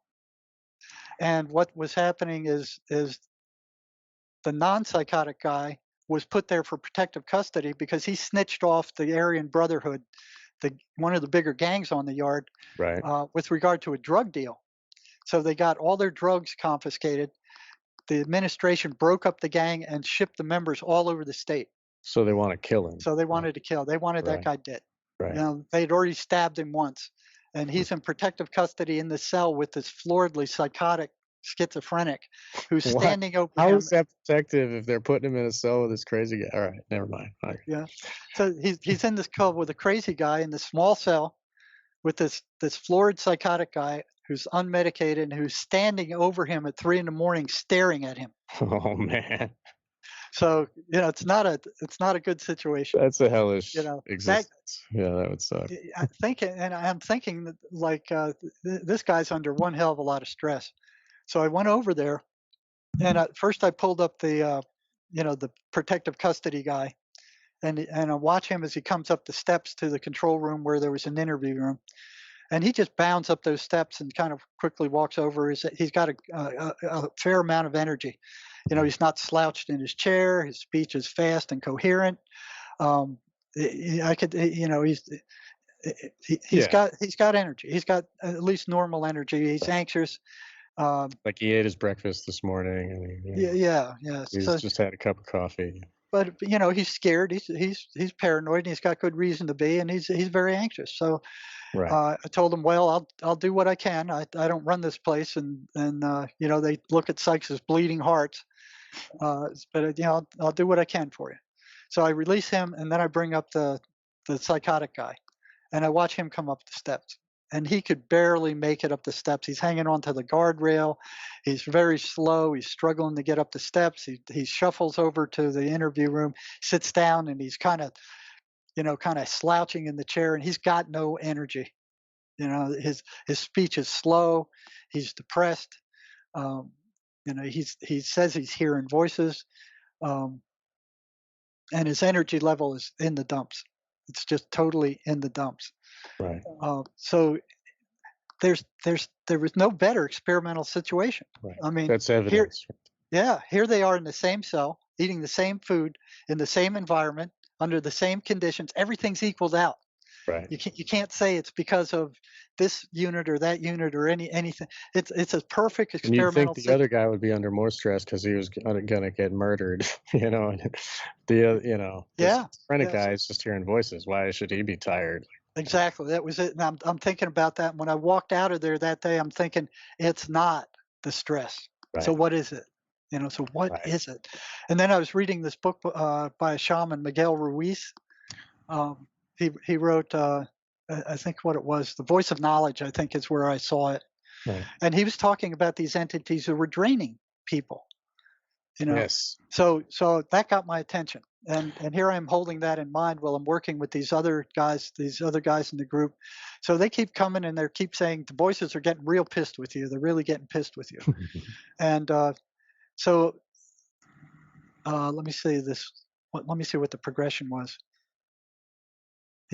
While you're thinking, let me just bring up the victims of SRA, the trauma-based mind control. A lot of them are scared beyond belief, and they are bled while they're still alive, and it's almost as if this trauma is feeding the spirits that they are a sacrifice to the entity that is that the ritual magicians are working with. And this is like feeding that, as well as the way that they feed off of your patients. It seems as though the term is louche, like it's Yeah, exactly. That's exactly what it is. So I don't know a whole lot about trauma-based mind control. I mean, Right. but yeah, it's right on there. Right. So I'm thinking, okay, there is something taking their energy. Mm-hmm. So Feeding on the human. feeding on them. Right. So this one patient I was working with, the one who told me, hey, what you're doing is dangerous. He's getting better and better. So I bring that in one day. No, first he comes in and he knocks at my door one day without a pass. And that was one of the agreements I had with these guys. Unscheduled, right? Yeah, I'll schedule you as soon as I can. If you can't get past the guard out front, throw some pebbles at my window. I'll get you in right away. So that was one of the agreements I had with him. So he comes to my office without a pass, knocks on the door, and he goes, "The Voices want to talk to you." And I'm like, "What?" Oh, here we go. That had never, in 25 years, that had never happened. It was always the Voices would talk through the patient. Right. And the patient would say, "Well, the Voices are saying this. They're saying you're a jerk, you're stupid, you're ugly, you're crazy, don't listen to him." So Sure. it was the patient was always a translator. It was never a direct thing like that, where the Voices were talking directly to me. Wow. So I'm taken back by that, and I'm like, what is going on here? Man. So I'd say, okay, come on in, sit down, let's hear what they have to say. And I'm looking at him, and his voice changes just a little bit, and out of his mouth come these words: "You have no right to interfere with our way of life." Us. Right. Period. Plural. Plural. Yes. And I'm like, right. Boom. Right. That's when my denial system blew apart. I mean, it was already shaky. There was already an overwhelming evidence that these things were non-physical entities, and that they had an intent that was destructive. And this just it just knocked. They act like they own these humans. Yes. Like it's their right to do what they're doing. It's like somebody was wrestling cattle, Yeah. and the farmer saying, "You have no right to steal our cattle," kind of thing, Wow. So that's a fitting term, the cattle, like, that shook me up. And for the rest of the day, I just closed the office and just was sitting there staring out the window, like, what am I getting into here? Shook. Yeah. I was shook. I was shook. Right. But yeah, I didn't stop. It didn't stop me. So I kept working with this guy, and he started getting, better. And then I had that Miguel Ruiz thing in the back of my mind. So I brought that book in and brought him in one day. And I wanted to ask him about that, what his thoughts were on that. Right. And I started reading the paragraph that I'd marked out, because I would do that. I'd bring stuff in. What do you think of this? What do you think of that? How do you think this would work? I mean, I was always talking to these guys, always questioning them. It's like piece by piece by piece by piece, this giant ugly puzzle that lasted for 25 years was starting to come together. And I brought that book in and brought him in, and I said, I got a section of the book here I wanted to read to you, and I want your opinion on it. And it was the part where Miguel was talking about these entities being energetic vampires. Right. So the office door is closed, and we're sitting there, and I read that to him, and then I look up, as soon as I got the part to where they were energy vampires, where he was talking about that, I look up and I look at this guy, and he's got this glazed over look. He's sitting in the seat, just staring at me with this bizarre look, not saying anything at all. Mm. And he's just staring at me, and I'm like, he's going to attack. And I push my chair back against the wall, so if he does come at me, I can kick him back. And then all of a sudden, from behind my head erupts this crackling, this electrical crackling. It sounded just like an arc welder. It was loud. It was like crack, crack, crack, crack, crack. And I'm like, what the fuck? And then it starts moving across the wall in the back, up the wall to my right, and it's crackling up the wall, just like somebody's got an arc welder, crack, crack, crack. It wasn't just 10 or 15 seconds. I mean, it went on for probably 30 seconds. I mean, it just kept going. So it can influence electrical, like, it can manifest as plasma. I don't know what it was. It's I didn't right. see anything. This is I evidence didn't of something, and smell I'm anything. speculating what it's doing. Yeah, yeah. I didn't know what it was. It didn't I knew I smell could hear. anything, I didn't Okay. smell anything.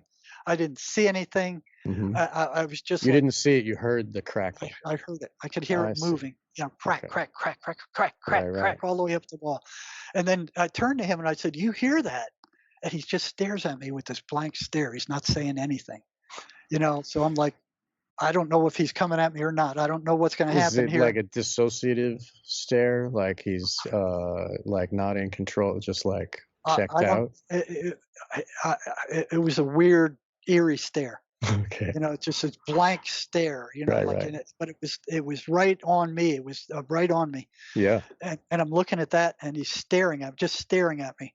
And you know, I push my chair back against the wall, and I face him. I watch where this noise is, and it cuts across the top of my office, and it crack, crack, crack, crack, crack, crack. And I'm afraid to take my eyes off of him because I don't know what he's going to do. Right. And you know, I'm putting it back and forth, like, okay, the crackle and then him, the crackle and then back and forth. I'm switching it as fast as I can, and then it starts coming down the left-hand wall toward me. And the left-hand wall is real close to where I am, and it jumps into this Rubbermaid trash can at my feet. And I look down in there, and there's nothing there. Whoa. I could hear it crackling, but there's nothing there. And then I look up at him, and it stops, dead, Huh. just goes silent. And I'm looking at him like, okay, well, now what the hell are you going to do? You know, Wow. like waiting. And then he slowly gets up, and he goes, "I gotta leave." Then he shuffles out of the office, and I'm sitting there going, go, get the Yeah. hell out of here. You know, and he shuffles down the hall, and I'm like, what the frick just happened? What am I getting into? What is going on? You know, and I get out after he leaves. I go out in the hall, and I first I check the walls to see if there's any burn marks or something I could detect. There's nothing there. You know, Wow. and this lasted for a long time. I walk out in the hall and I look at the doctor's and nurse's office. Nobody's there. It's still So early they in the morning. Nobody's there. so it can influence your perception. It has, even though it's not like changing the reality of the room, it's making you hear, it's an auditory hallucination that you are co-experiencing with the patient. Well, he You, did hear it too. I found out later he did hear it. right. But Sorry, I yeah, let the cat out of the bag on that one. But no, yeah, I didn't. That's what psychiatry would have called it. If right. I would have told them, or if I told any of my my colleagues that, or the psych supervisor, that would have been it. So I couldn't Right, they talk would to have anybody. put a straight jacket on you too, and be Yeah, like, all yeah, right. exactly. So I couldn't talk to anybody about this stuff. I was kind of stuck with the only people I could talk to about it were the schizophrenics themselves. They were the only Right, ones that understood it. right. You know, so that did it for me. My denial system completely collapsed. And what scared me was this was the first time I saw them influence physical reality. Right. You know, they were creating that sound, and I was hearing it, and it was moving. It wasn't just a It crackle in wasn't one just in place. his head. It No, it was in wasn't your just head in too. his head. Right. You Right. could hear it too, at least. I could hear it too, but I wasn't sure at I at that time Yeah. whether Can you he trust could. what you heard, or what is it real? Like, Well, for me, it was real. I I'm had no sure, doubt. right? But, I okay. heard it, but I couldn't Yeah. tell anybody about it. I couldn't talk to anybody about Right. it except him. Yeah. But I didn't want to see him for a long time. You know, I closed my office door that day, and I was a wreck. I'm like, if these things can affect physical reality, what else could they do? Right. You know, where am I going? What am I getting into with this? I don't understand. I have no cognitive map. There's Right. there's no map. You know, it's Right. like opening the door to a different reality and going, okay, what now? What's here? Where do Right. I go from here? And you're not ready for that I'm initiation. not ready. Yeah. You know, Yeah. even though I experienced all this other stuff, it was like that was it. That's too deep down the rabbit hole. Thank you. Yeah. Yeah, exactly. It's like, Yeah. so it took me 2 or 3 months before I got my curiosity Hmm. overcame my fear of this guy. I didn't call him back for like 3 months, I think it was. Finally, I got to call him. I got to find out. I got to find out. So I put out a pass for him. Had the guards bring him down to me, and he looked good. I was surprised. Yeah. He looked good. Yeah. I was expecting him to be a freaking wreck. But I said, and I told him that. I said, I was expecting you to be, after what happened in here, I was expecting you to just be 3 sheets to the wind. I said, what's the deal? He said, well, I was doing the stuff you taught me to do, and I'm able to hold them off, Nice. but I'm not With the able to rubber band defeat on the wrist the snapping and Psalm 23rd Psalm. 23. Yeah. Uh, you know, at that time I knew they were liars. What they're Right. telling you is lies. The stuff I'd learned up to that point, Mm-hmm. and the people were getting better. That's Uh, cool. and then I asked him. I said, "Did you hear that crackling last time you were in here?" He goes, "Yeah, I heard it, but I'm surprised that you did." He told me, and I said, Right. "Oh yeah, I heard it loud and clear." I said, "What the hell was that?" And he said, "That was them." And I said, "Them who?" He said, "Them the Yeah. voices. That's the Them. voices." Right. And I said, "Well, They what in the are blazes?" legion. Right. Yeah. I said, "What in the blazes were they trying to do?" And he said, "They were trying to scare you off." It Uh, scared you a little bit. I Yeah. mean, And you I know. told him, I said, "They did a damn good job of it." Yeah. And I said, "You were looking pretty strange to me when you got up and you shuffled out of the office." I said, "What was going through your head as you left my office?" And he said, "The voices were telling me to go get a shank and stick it in your gut." And I was going, "Oh, I've been working with this guy for 6 months. We got a good relationship. He's been honest, straightforward with me. He wouldn't do that." And I said, I asked him, "Well, why didn't you do it?" And he said, "Because I couldn't find one." And, Chilling. yeah, yeah. Yeah. So, Okay. Go sit. so Guard. so He's that done here. at that point, Yeah. my denial system was completely shot. Right. It was burnt to a frazzle. You know. Right. But these patterns kept emerging and kept emerging, and kept emerging, and So you ended up making a map basically of how to battle these things. yeah. The first thing they have to understand, and they have to get this through their heads, is that these voices are not who they are.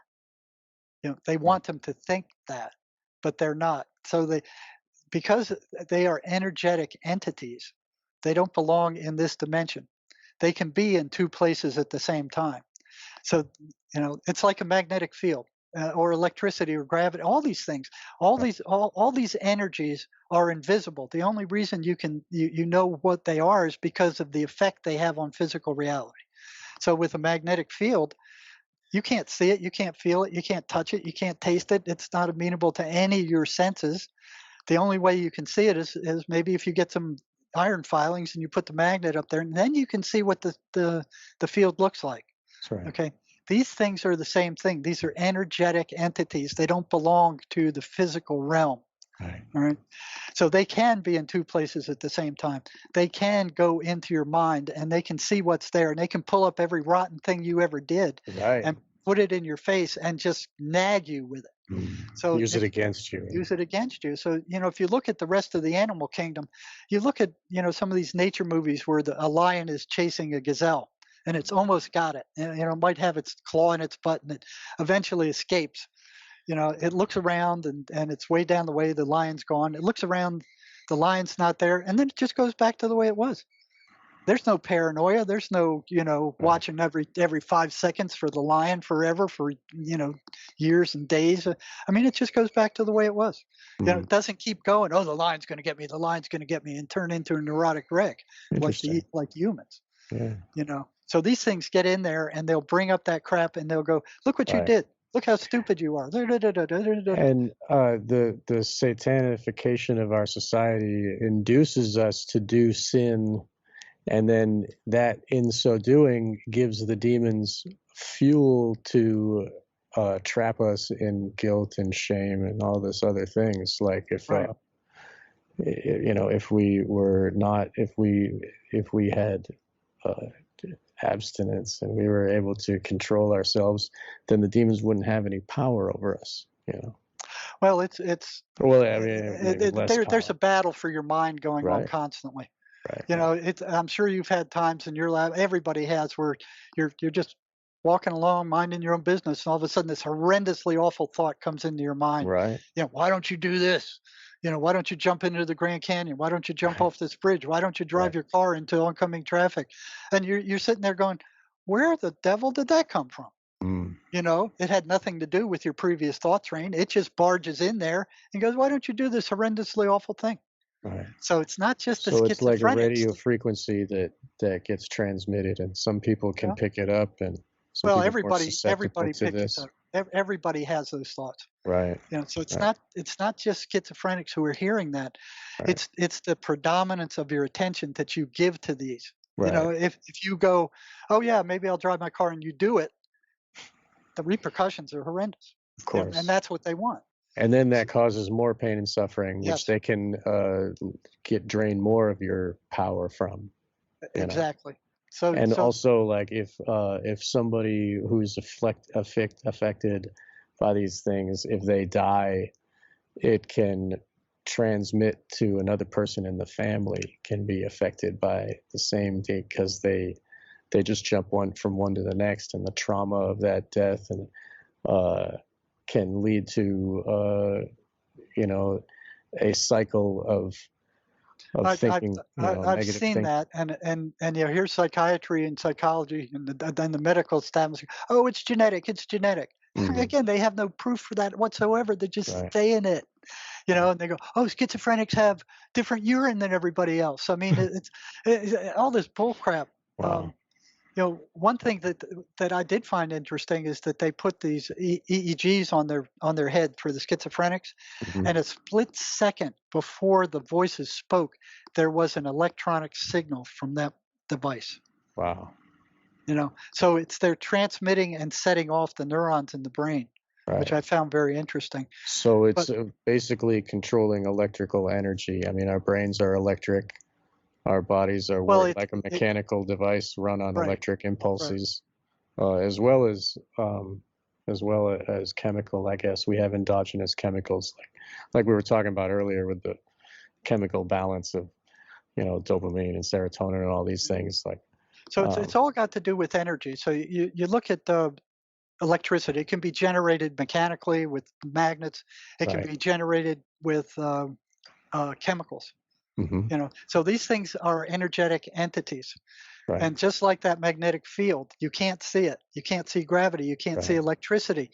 All you can see is the effect it has on physical Exactly. reality. So Right. these patterns are the effect that these energetic entities have on physical reality. And I'm going to Mm. read through them real quickly. Please. And and as I do, think about what the mainstream media is hitting us with right now. There's Right. a one-to-one correspondence Right. between what we're being deluged with right now, Mm. constantly through the mainstream media, and what these voices are telling schizophrenics. It's the same entity on a macroscopic scale So the voice of the media in our ear is like the voice of the voice in the ear of the of schizophrenic. schizophrenic, only Right. on a massive scale. Interesting. So the Because the voices are taking control with this behavior of the individual. And so this on a macro scale, the media is taking control of the our media is the voices. right. You know, the farm, you know, the big pharma and the psychiatric mafia and the medical establishment. Look what the medical establishment has just done with this virus stuff. You know, Yeah. there's millions of people dying because of Right. this, It's a and huge experiment, and yeah, they transhumanism, the future of yeah, but that's science. slavery. Here they're saying it's science. They had no Right. freaking science. There was no Yeah. science. Matter of fact, any science they did have showed that it was No. killing the rats and it was killing the people Right. that they were administering it to, It's a and they pushed magic it through trick. anyway. It was a magic trick. Look over here. Right. Fear induces them And then into right, reactive right. behavior. And Right. look at the fear they generated, just like the voices. They Right. generate that fear, and And then they they feed can off of it. drain on it. Yes. Yeah, Yes. and look what they've Yeah. done with it. So Right. one of the main overarching trait is negativity. The voices are consistently, persistently negative. They don't say anything. It's always bad stuff. They're insulting. They're abusive. They're destructive. They are every negative thing you can think of. They're telling the patient. Right. You know, and if they do say something positive, it's only to reel them in later. Now, I remember I was talking to one patient where I was telling him, the voices are just telling you lies. And the voice came out and said, the patient asked, what, the patient told me, well, the voices told me the wall is green. And the wall was green, and he said, is that a lie? So I'm like, I'm like Wow. that wasn't a lie. But when they do tell a truth, it's only to reel you in later. Right. So a lot That's of what them the will media start off, does too. Like, yeah, yeah, yeah. a lot of them will start off with, oh yeah, I'm a powerful being. I can help you out. I know stuff that you don't know, Right. and a lot of them do, and they reel them in that, like, oh yeah, I'm your helper, and then they slowly turn on them. Right. So They're this is the same as ritual magic, ceremonial magic. There's a lot of invoking and evoking of non-corporeal entities, and these things, like, they will give benefit to the magician. I'm sorry, I guess you were on your. Well, we're just taking a little. There was one guy that you had spoken to that was, you told me, is a devil worshiper. And you said that they gave him energy instead of draining from him, right? Yeah, he had a very strange affect.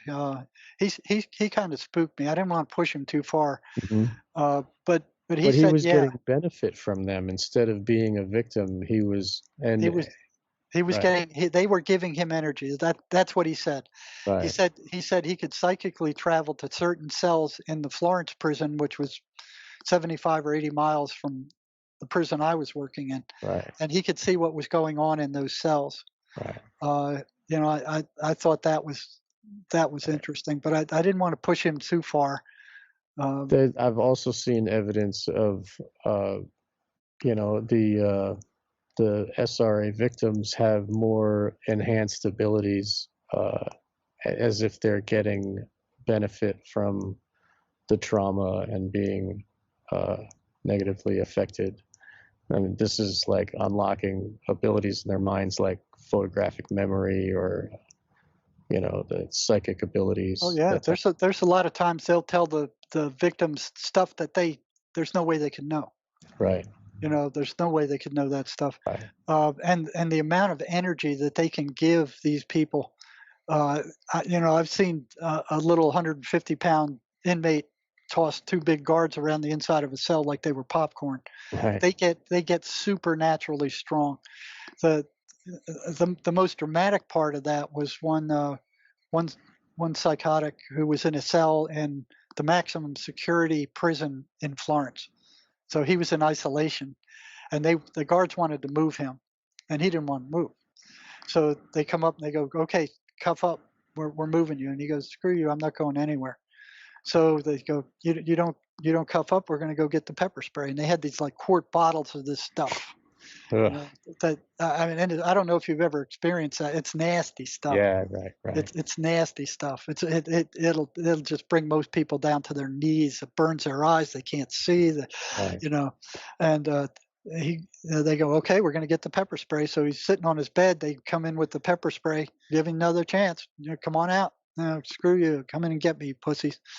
So they start spraying him. He puts this towel over his head, wraps it around his face, and they just drench the inside of his cell with pepper spray. And it's so bad that it's even harming them. They can't get near the cell because there's so much of it.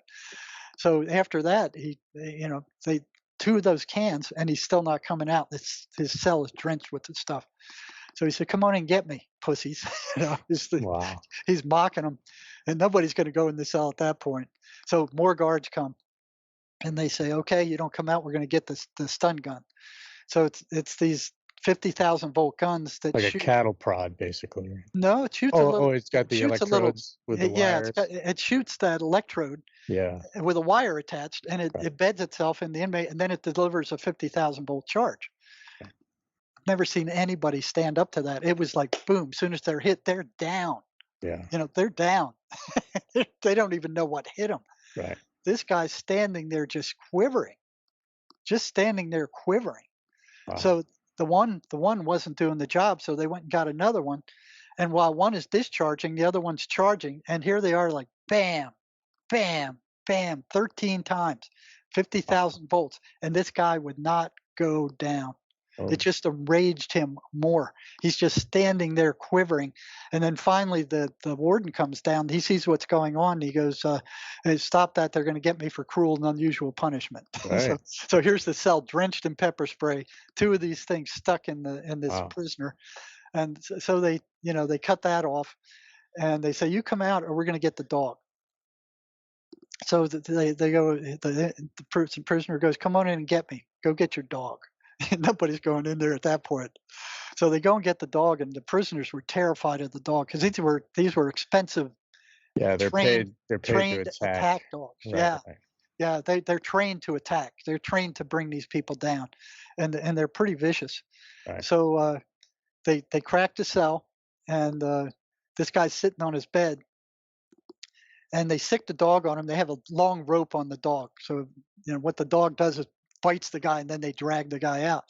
So here's he's sitting on his bed, and the dog leaps at him, and he throws up his arm in front of his face, and the dog clamps onto his arm all the way down to the bone, and he starts bleeding, all over. It didn't affect him at all. He pulls the dog up to his face with his arm, looks it straight in the eye, and he starts petting it, saying, "Good puppy, good puppy." Wow. He tells it to sit, and the dog sits. Wow.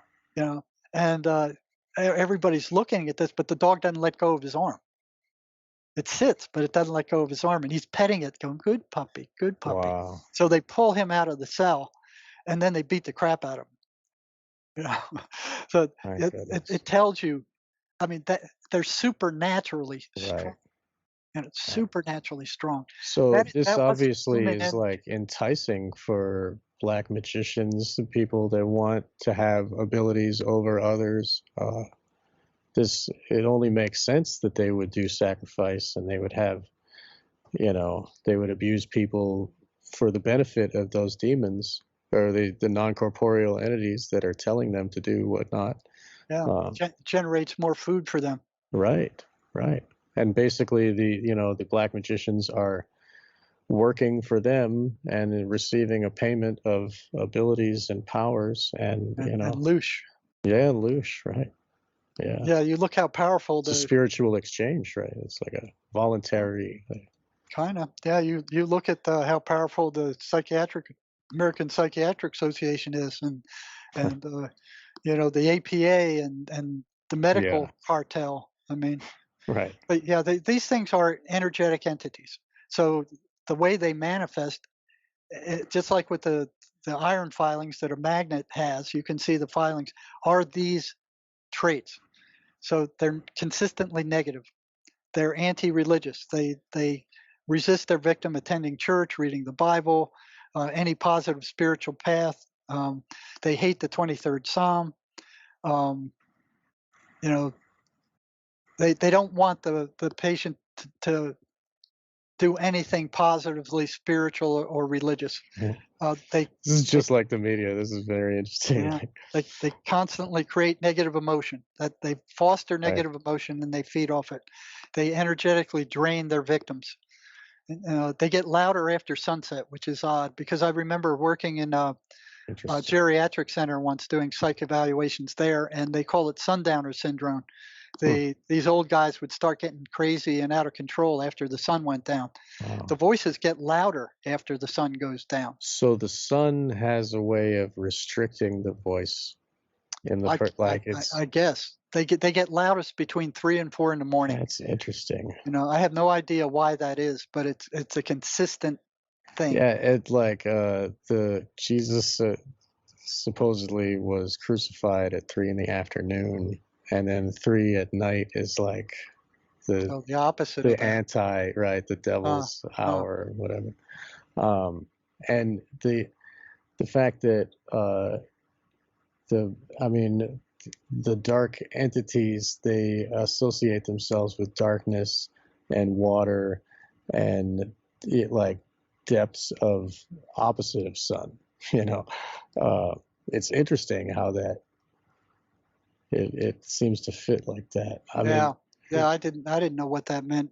You know, it just was a consistent phenomenon. So it's Right. another one of those iron filings on the magnet. You know, that's Right. But the sun is like a beneficial energy for the human it suppresses that negativity every day. Yeah. And then when it goes away, it like the negativity is allowed to roam free in the patient. Yeah. I heard yesterday talking to one guy who said that negative ionizers, negative air ionizers, they don't like. Huh. You know, he said he talked to 10 to 20 guys who were hearing voices, and they didn't like negative ion generators. Really? So I don't know. I haven't experimented much with that. Like the Brown's gas? Is that what that is? Is that the No, it's you know, those negative ion? Okay. negative ion generators. They generate negative ions like after a thunderstorm. Oh, I see. And it charges the air or whatever. And whatever the effect. I haven't had any chance to experiment with that. That's interesting. So, like, electricity must be some sort of. They must be working in the electrical. Like you said, it's an electrical energy. Well, he didn't say it got rid of them. He said they didn't like it. I see. And he said he talked to one guy who the voices actually asked him to turn off his negative ion generator. Wow. So that goes in tune with what I did. Anything they don't like, give them more of it. Right. So getting back to these patterns. Please. Okay, so we're looking at the manifestation, the physical manifestation of these energetic entities. They get louder when ignored consistently. So psychiatry is always telling these guys, just ignore them. They're hallucinations. You talk to any of them, then they'll tell you. So you don't believe me. I mean, write these down. And if you're working with schizophrenics, ask them yourself. You see that this is right out there in the open. You know, it's right there. So they get louder when ignored. They will not be ignored. They don't allow that. They will get louder and more persistent. They foster self-destructive behavior. You know, like the rehab patients I was working with, they sabotage themselves just as they're about to graduate. You know, they do something that doesn't allow them to succeed. You know, at the last minute, they sabotage themselves. They foster isolation. They don't want people connected with people. What they want is for their victim to be locked into a room somewhere by themselves and just listen to the voices. So there's thousands and thousands of families that see that their loved one who's hearing voices migrates to the bedroom, doesn't want anything to do with them, gets upset if they try to mess with them when they're in the bedroom. They can hear them talking to the voices in the bedroom with the door closed. They don't want to come out. They don't want to do anything with anybody. They don't want to relate to anybody. And if they're urged to, they start getting violent or upset. You know, the voices don't want any interference from family. The family to them are enemy. That's the same way with cults. They segregate the initiates or whatever from the rest of the. Like if you look at military, boot camp and such, they segregate them and they give them their entire worldview, and everything that goes into the mind comes from the controlling voice of power. You know. Yeah, that's exactly what's happening. You know, they tell them what's happening. Right. And if they can't tell the difference between their own thoughts and these things, which is these are the characteristics of these thoughts. Right. And then if you think it's your own voice, then you think there's something, I am the problem. Right. And then you hate yourself more. Right. And it adds to more of what they're feeding them. Yeah. Exactly. And they get more and more paranoid, and there must be something wrong. And then you got the friggin' psychiatric mafia coming up in the mess of all that, going, yeah, your brain is broken. You know, it can't be fixed. The only thing you can do, it's like, it reminds me of that, what Dante's Inferno, where there's this gate is like, all who enter here leave all hope behind.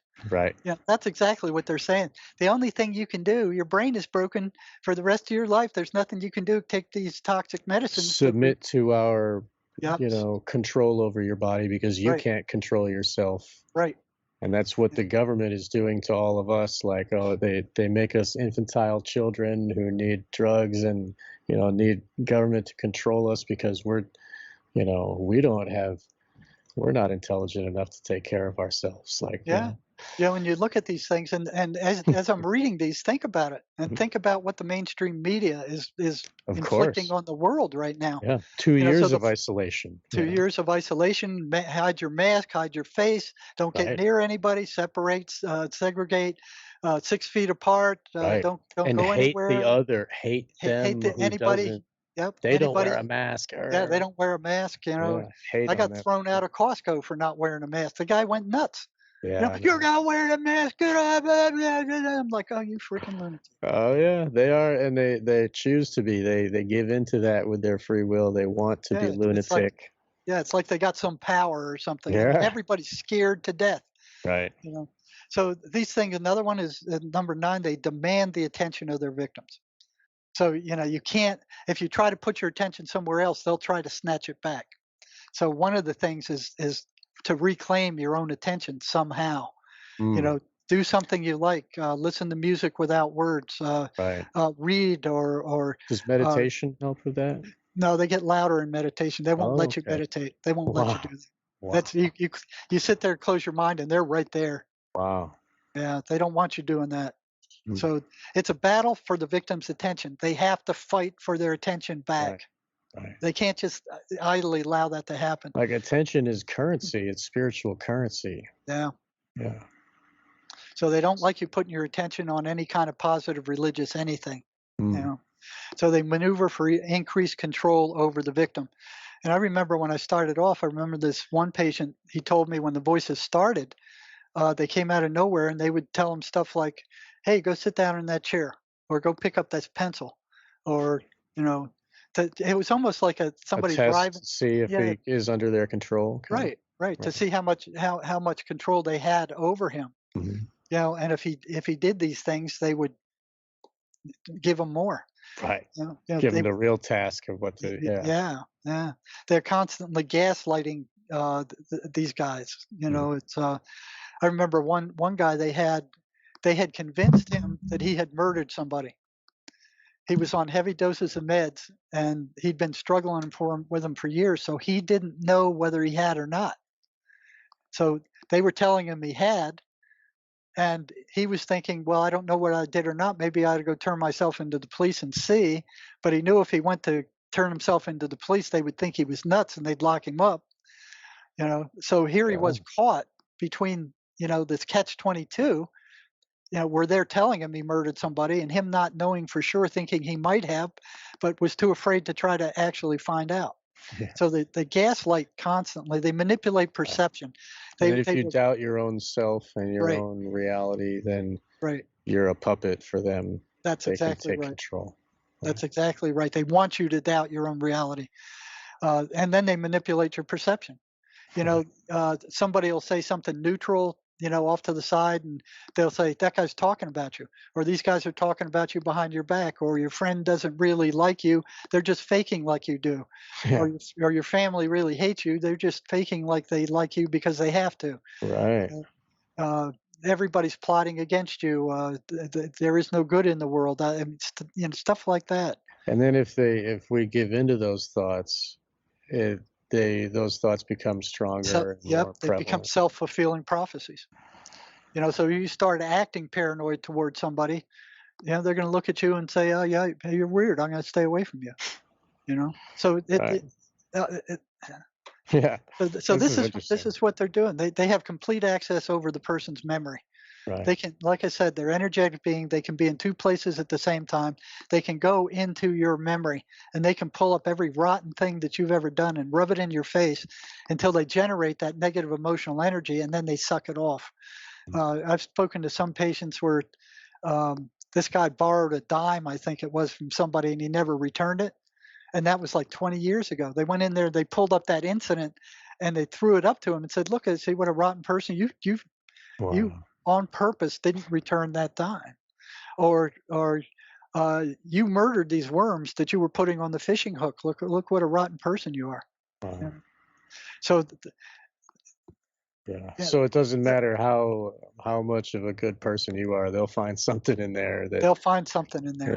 Yeah. And that's when people start remunerating about it. Oh yeah, I did do that. I hope I didn't hurt this person's feelings. I don't know what I did. I must have said And something then the wrong. guilt then the guilt starts, and the and shame it's and all like, that kind of right, stuff. yeah. But the worst I've seen was where uh, this was two incidents. I saw this, and it was where one gal, she was horribly abused by, I think it was the father. I mean, just horribly, sexually, physically, every way you can think, abused. And finally, he died, and she, um, she was glad. She went to the funeral. Here's his body there, and then she started hearing voices saying, "I'm your father." You know, Oh, remember when I did this? Remember when we did that? And this was right, information that nobody else knew, only her deceased father. right, So it convinced her that she was never going to get rid of her deceased father. He was going to plague her for the rest of her life, you know. And it took a while to convince her that that wasn't her deceased father, right. you know. So that's kind of the stuff they would do. I wonder if it works that way, though. I mean, if somebody who was such a sinner that they could abuse, that they're not let into the next realm and they're stuck here and the only way that they have left to survive is to feed off of us. Well, So, I've only heard of two cases of that, and both were devastating. And the one case, I actually convinced this gal it wasn't her father. You mm-hmm, know, it was some other entity, because she had too much of a charge with the father thing. mm-hmm, You know, and once she realized it wasn't her father, she calmed down. right, But you know, it's like that's bad. yeah, So so yeah, you talk about gaslighting. right, You know, they demand that the victim not tell anybody about their presence. Matter of fact, there was a period of time where I was actually talking with them through the patient until I got a strong feeling that I shouldn't be doing that. And one voice said, "If we're discovered, we're punished by their by their hierarchical hierarchical leaders. control." Yep, yep. Wow. If they said if we're discovered and they Wow. realize that, you know, we're not their thoughts, we're punished.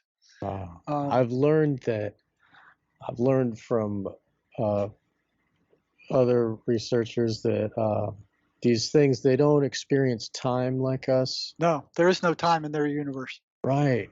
So they don't, so they're cause and effect, like the karma's instant for them. So they Right. have to follow orders. They can't just, and it keeps them within their parameters. And they're given benefits from the higher ups on their hierarchy where they can feed and feel some sort of, and it's, I mean, and I've also, and if you look at the hierarchical structure of human, like look at the Catholic Church, right? You got Yeah. the Pope Yeah. and then the cardinals and the bishops. And it's as if this was reflected, mirrored by this demon realm of Yeah. hierarchy. And Yeah. because, and then if you look at government, a lot of them, Same thing. yes, yeah. And Yeah. it's like they're held in with blackmail, instead of I mean, they do what they're told, not for money. A lot of times the Yeah. currency is blackmail. And Right. this is a guilty thing from their past that, you know, just They like on got the hold of. individual level, like Yeah. the spirit in the mind, or the voice has access to all of the Right. files of what is Just the like what person. Epstein was doing, you know, Yes, recording all this stuff and then right, blackmailing them. So, you know, they're consummate liars. They right. lie. You can't trust anything they say. You can't make any kind of bargain with them. They won't keep it. You know, Yeah. they're just consummate liars. So that's one So of the you things can with never you. trust them if they say like, "Oh, we'll go away if you just jump off this building. It's gonna be all good." Well, And then you jump off the building, and then they're like, "You what dumbass." Yeah, Yeah, yeah. you know, one case that comes to mind is where they told the guy, if you gouge out one of your eyes, we'll go away and we'll leave you alone. The Oh, guy gouged out his eye, oh. and then they came back and they went, "You see what a stupid asshole you are." You know, And then that's more guilt and shame more that, guilt and shame, and he's disfigured for the rest of his wow. life. And they get stronger and they plagued him more. You know, Oh. so that's the kind of the nature of these entities. You So it can't. is a So hell. it's a hell, Yeah. and um, one of the things that Sherry Sweeney came up with, and now I knew they were consummate liars back when I was working with them, but she actually got rid of them on her own without taking any kind of drugs, mostly through what's called the "That's a Lie" program, where she would, when they would tell her something, she would go, "That's a lie." You know, they Right. feed her some kind of bull crap, and she goes, "That's a lie. That's a lie. You're worthless. That's a lie. You're stupid. That's a lie." So if they're not believed, they can't get a grip on you. Right. You know, so that program should be put to work instantly by everybody who's hearing Right. voices. Yes. Or Yeah. at least, I mean, because you'll be able to tell the voice because you'll know it's negative and it's anti your own true will of what you really Right. care about, you know. Its Uh, intent is very different from yours. right. So that You know, your true will is not to destroy your life or to commit suicide or right, whatever of right, these things these symptoms that happen from the affliction right. of these voices. Yeah, the survival instinct and the human instinct is to survive. Right. All of these things are non-survival messages. Yes. You know, you look at Yeah. it. And it's So, like a decay. It's like they're looking to take apart the order, to disassemble the complex order of the human psyche and to turn it to base materials. and turn it to control, take the control of it. So Yes. that's what they're after, constant control. They slowly, slowly, they're just constantly chipping away at your control, Right. especially if you don't realize what they are. And especially if you think they're hallucinations like the psychiatric mafia is insisting. Yeah. If they're hallucinations, it's like nothing you can do about it. Right. You know, there's a lot you can You're do just about it. You're stuck in. helpless. Right. Yeah, It's like you're helpless. you're in a movie theater and you just have to watch these things go by and Right. you can't You can't can't even do get up anything and walk about it. out. You Right. can't fight back. You can't do anything. Yeah. You know, so they consistently steer their victim away from anything that might generate joy or pleasure. Right. They don't want the person experiencing that. They don't want them watching comedy. They don't want them to have a hobby that they like. They want all their attention. You know, they Mhm. manipulate feeling without speaking. There's times where, you know, you could be sitting around, everything's going fine, there's no problems, and all of a sudden you get this heavy, dense feeling that comes out of nowhere. Yeah. That's them. Wow. You know, and if you realize it's them, you can order them out. But if you don't, you know, they short circuit reason. You know, they make you do things that are totally unreasonable. You know, they want you to be bored. They don't. They want you to sit in your room and do nothing. They want you to stay away from people. They don't want you to engage with people. They don't want you to have anything to do with people. They just them and you. They try to pass themselves off as the thoughts in the victim's head that belong to them. You know, if they can get away with that, they got you. Right. You know, most people understand that this isn't me. I don't know what it is, but it's not me. But if it I was wouldn't do this. if it is you, then you're helpless to it. Right. Because you are you. You can't get away Right. from you. Like. Right. Right. Yeah. And that's where And then the psychiatry. learned helplessness makes a Right. perfect victim because Yes. then they just dissociate and let it happen because Right. There's nothing I can do except let it happen and take these toxic med to poison my brain. ugh, You know, while psychiatry is making a fortune off of poisoning these people. right. You know, there's selective forgetting. You know, when I give the patient exercises to do, do these things to fight the voices, they'll lose the list. They'll forget to do them. So it's almost like these things go after these exercises to fight back and do what they can to get them to lose them or destroy them. Mm. They fill the minds with negative thoughts about themselves and others. It's constant, you know. They destroy the person's positive self-concept. They constantly work to pull the person away from consensual reality. What most of us believe, they're constantly trying to split them away from that. Into a solipsism of like, oh, only my perception is reality and nothing is real. Like, and they don't understand. They don't understand what I'm experiencing. right. You know? And they don't. You know, so there's nothing they can do for me. You know, and then there's the constant, well, don't take these drugs, you know, and then they get more and more bizarre. You know, all these mass shootings where these guys lose it. Yes. That's due to these things. Right. Let's do these Yes. things. I even have the mother of a psychotic who we can bring on later. She'd be willing to talk to you about what she went through. He murdered 4 people. He cut his girlfriend to pieces, and they still haven't found her body. So she's willing to talk about what she went through there. I would love that. That would be wonderful. I want to make a note of that for sure. Wow. So any attempt to inform the schizophrenic that these things are energetic parasites will set them off. Right. You know, if you try to tell, they need to know that the victim needs to know that at some point. Right. You know, but if the victim discovers that, then they won't. Right. They won't. They'll notice it. Okay. I remember when I noticed it, I started asking all the patients about it. You know, do you realize, or have you felt your energy gone after these things attack? And I asked scores of them. Yeah, it's gone. Where did it go? Well, I don't know. Huh. Well, did you ever think about it? No, I never thought about it. So they're being blocked from seeing that. Yeah. You know, but when you go to tell them that, you got to be careful, because if they're not on meds or if they're in a volatile shape, they're going to explode. Right. That is the last thing the voices want them to know. Like if you had a leech on your arm and it was sucking your blood, you wouldn't just sit there and watch it. You know, you'd do something about it. Right. You know, same thing with these things. When the victim or the patients understand that these things are energetic parasites, they're more motivated to do something about it when they see that their energy is being stolen by these things after every attack. You know, so the voices don't like that. Oh. And so that's one of the things that needs to be done in the treatment of these people, is they need to understand that. You know, and the person working with them needs to understand what the voices are and how they operate. Right. And you know, the friggin' psychiatric mafia and the drug controlled educational system, there's no spiritual anything to it.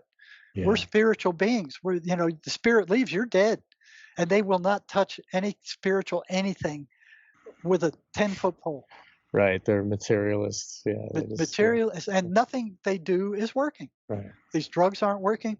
You know, psychologists graduating with these advanced degrees, none of those therapies work. And they're ignoring the Mace energy method that does work. Oh, you brought that up. I think I interrupted you. Mace energy method. Could you expand on that again?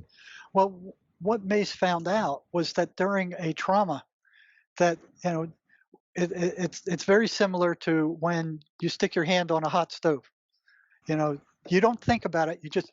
Your hand just blows right off. It's like boom. It's a reaction. It's an innate reaction. Right. There's no mental processing.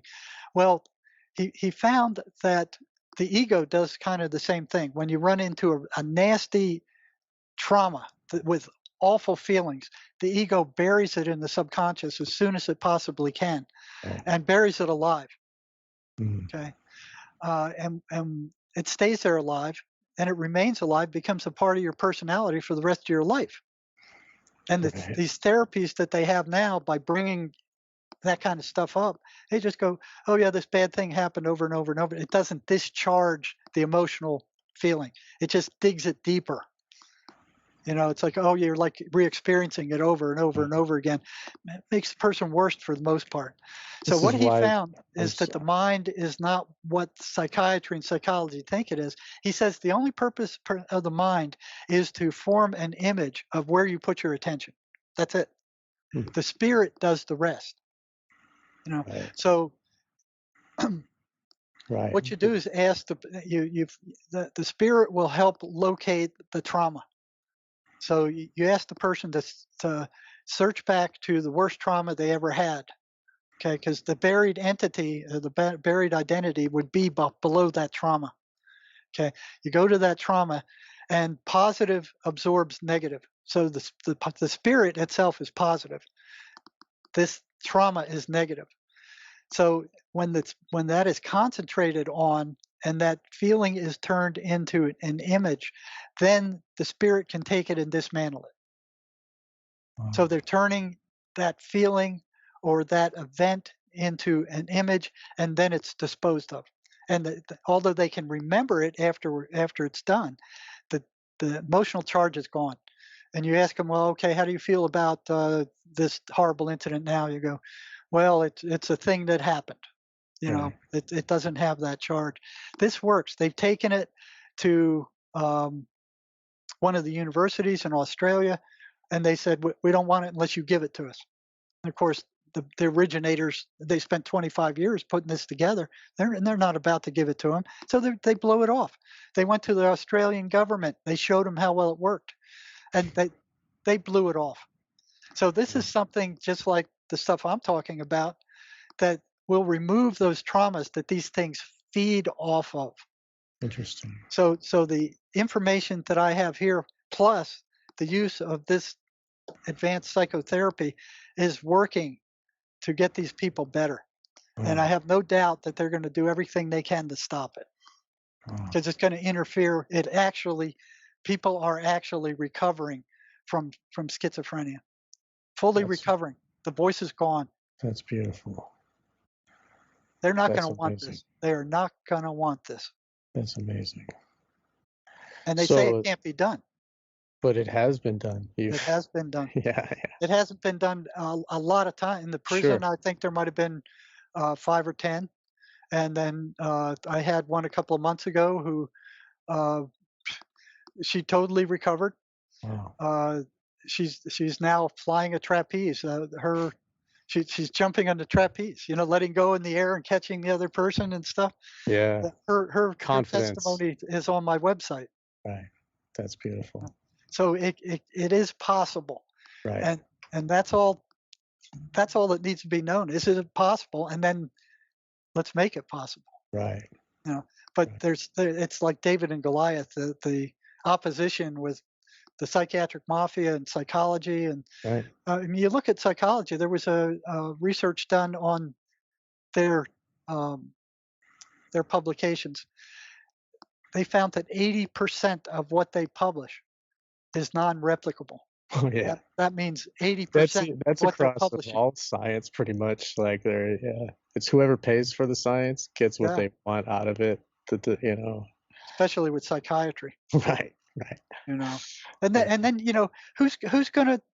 You look up the research and here's all these numbers and and these research designs and all this complicated looking stuff. Who's going to understand that? What common person going to understand that? And they go, well, we're the academics. We understand it. And this is what it says. Right. You believe us. We have this costume. We are the priests of the order. And you know what? That's exactly what they remind me of. The ancient Egyptian priests. Right. With all this mumbo jumbo and bull crap, and then they indoctrinate the people that, I've been in that PhD program, been there for 2 years. I couldn't stand it. It was making me sick. Yeah. What they're teaching is nothing anywhere near effective as the Mace energy method. Right. It works. And that's spelled. How do you spell that? MACE. MACE. Okay. And there are 2 books on it. The first one is called Causism by John Mace. The second one is Mind Over Energy, I think it's called, by John Mace. And it works. I mean, it's working with the many people that I'm working with, and I'm working with some people that are pretty disturbed, and they're getting better. And there's one that has already recovered, and I've only been doing this practice thing for maybe a few months. I was getting overwhelmed by people who were calling in and like, help me, or help my child, or help me. And Sherry said, well, why don't you start doing a consulting business? And when I started, I just got overwhelmed. I'm 2 months in. I'm 2 months ahead now. I'm going to have to. It's great. I'm supposed to be retired. It's great. I hope you're charging, enough to make it worth it for you. I'm not charging a lot because a lot of these people don't have a lot. Nobody does. Yeah, it's actually that's another way. They're being trained by psychiatry. That's right. $1,000 a month for their friggin' medications that aren't doing any good. Well, maybe we can get you some donations to your website to help fund these efforts for you to keep doing this for people. Well, that would help. Yeah. You know, and I'm going to put some links below this so that people can help donate to your cause if they can, if they feel the need to, or if they feel like they want to, they wish to. yeah, yeah, yeah. And the other thing we need to do is start teaching people, Right. you know, how to do this. Right. Yeah, you know, To take control of their own mind if they are afflicted, or yeah. So there's a lot they can do on their own. There's a lot they can't. So the discharging of, I mean, they have to know all the stuff that we've been talking about. Mm-hmm. I mean, they need to understand that. They can get a lot of that off my website at jerrymarzinsky.com. They need to understand that these are entities. They're not imagination or hallucinations. Right. They are separate. destructive. They're not Yep. you. They're not you. And they lie. And they lie. Right. And they hit everybody. It's not Right. just the schizophrenics. They get them more than anybody else. They have more Right. control over them than anybody, but they hit us all. Right. Every negative thought you have about yourself or somebody else comes from them. Yeah. You know, Wow. so it's all a matter of degree, and it's a spiritual war. You got the positive entities that speak in feeling and intuition. You know, it's like, oh, this feels wrong. This feels bad. This doesn't feel right. You know, Mm-hmm. Maybe I shouldn't do this. Your And you got internal these, moral compass that right, it's innate with all humans. right. And then you got these guys going, oh yeah, go ahead and do that. Go ahead and rob this guy. Take these drugs. Chatter. So they can talk to. They're allowed to infect your mind, where these other ones are not. You have to ask for their help. Everybody has at least 2 guardian angels assigned to them. You have to ask them for help. They're not allowed to come in and just do what they want. If they're not given permission to help you, they have to stay away and sit there and watch these things beat the crap out of you. Wow. Wow. So with Psalm 23 and some methods of maintaining control of our own thoughts and yeah, realize that the negative thoughts that come into your mind don't belong to you. right. The Psalm 23 is it won't cure anything, but it's like punching them in the face. It's like slapping them in the face. Yeah. You know, so that's the first thing I saw is these people, they didn't have any control. You know, the prisoners had no control. So when they snapped that rubber band, when these things shut up for 15 or 20 seconds where they could repeat the 23rd Psalm, this is the first inkling of control that they had. Right. Of course, when the chief psychologist found out that they were snapping bands and the bands got rid of the voices for a little while, I was ordered to stop that. When I found out that I was giving them copies of the 23rd Psalm, I was ordered to stop that. When they found out that prisoners were totally recovering from schizophrenia, which isn't supposed to happen, I was put under investigation, and they were going after me. So that's more evidence that the hierarchical structure of psychiatry is under the same control of the hierarchical structure of the demon realms. Yeah. You know, they're pushing the same. They have the same will to stop people from healing. Yeah, they fly right in the face of that Hippocratic oath, do no harm. Yeah. All those drugs are harmful. That's right. You know, and the antidepressants, they only work slightly better than placebo. I think it's something like 2% or something like that. Most of the effect is a placebo effect. Right. And the more awful they taste and the more expensive they are, the better that placebo effect works. So none of these medicines are cheap. That's interesting. The worse they taste, the more expensive. Wow. And then now they're given medication, you know, to people that are healthy, telling them to lock them down, and and keeping them on a regimen of more poison toxins. Yeah. It's really and sick. what they're doing to the kids are really bad. They're giving kids these antipsychotic drugs. Right. I got the statistics somewhere, but it's hundreds of thousands of kids, little kids, are being given this crap, to treat ADHD and other stuff, and it's actually destroying their brains. And they're just dishing it out like candy, making a fortune on it. They're and making it so that teachers can prescribe it to the students. They don't even need to be doctors for the Adderall and stuff. In the 90s, it was pushing like crazy. They were then yeah, they're still doing it. Right. And then they become addicted to it. I don't know how many patients or people I talk to in the prison is like, how did this start? Well, doctor gave me the Ritalin and Right. Adderall, and then I when I grew up, I wasn't strong enough, so I started using meth, and then from there, Lifetime it of just, tweak, right?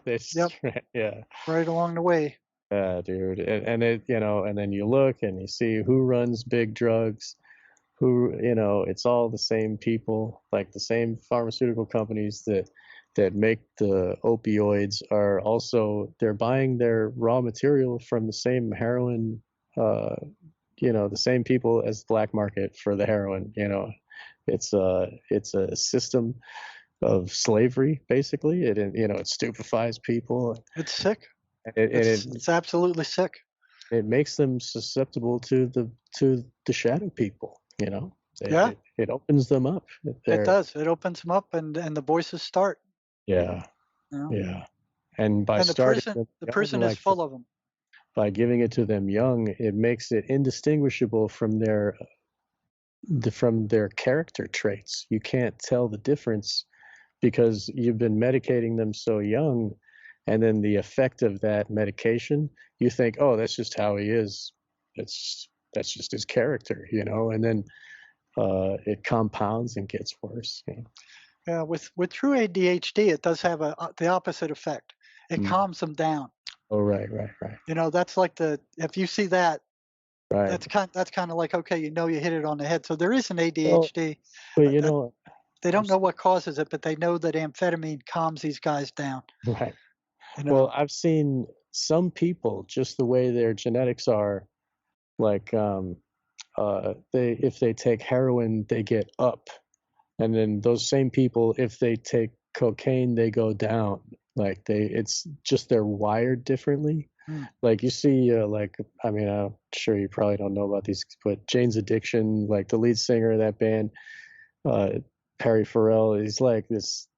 He's jumping around on stage and he's running around and he's screaming and he's always high on dope, and you think, oh, how does that work? But I mean, I've met people. This is, they take cocaine and they want to lay down and go to sleep, and it's the same. So those are the same kind of minds that are affected by this. Right. When you take the amphetamine, it calms them down and makes them less hyper. They can concentrate better. It calms them down. So it does have beneficial effects. Mm-hmm. It doesn't cure anything. Right. And the risk of being addicted to it is much higher. Yeah. So the prison is full of people who started off. And it makes customers for the future, and it enslaves them into the prison system and into poverty where they can't, if they're spending all their money on drugs, they can't buy a house, have a family, Yeah. It's really a dysgenics operation. Yeah, so there is a cure. Right. They don't want it out there. It takes work. Yeah. I mean, the patient has to work. Right. It's not like, you take a pill and it's going to go away. No, it's a battle.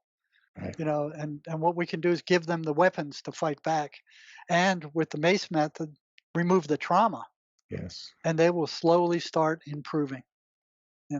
God bless you, Jerry. Thank you for giving your message and for giving people that might be listening hope of conquering this, the voice in their head. Maybe I feel like I too am afflicted. I feel like I can relate to a lot of things. I hear a lot of negative thoughts recurring, and I do think it might be me thinking that. I agree, and then it gets worse.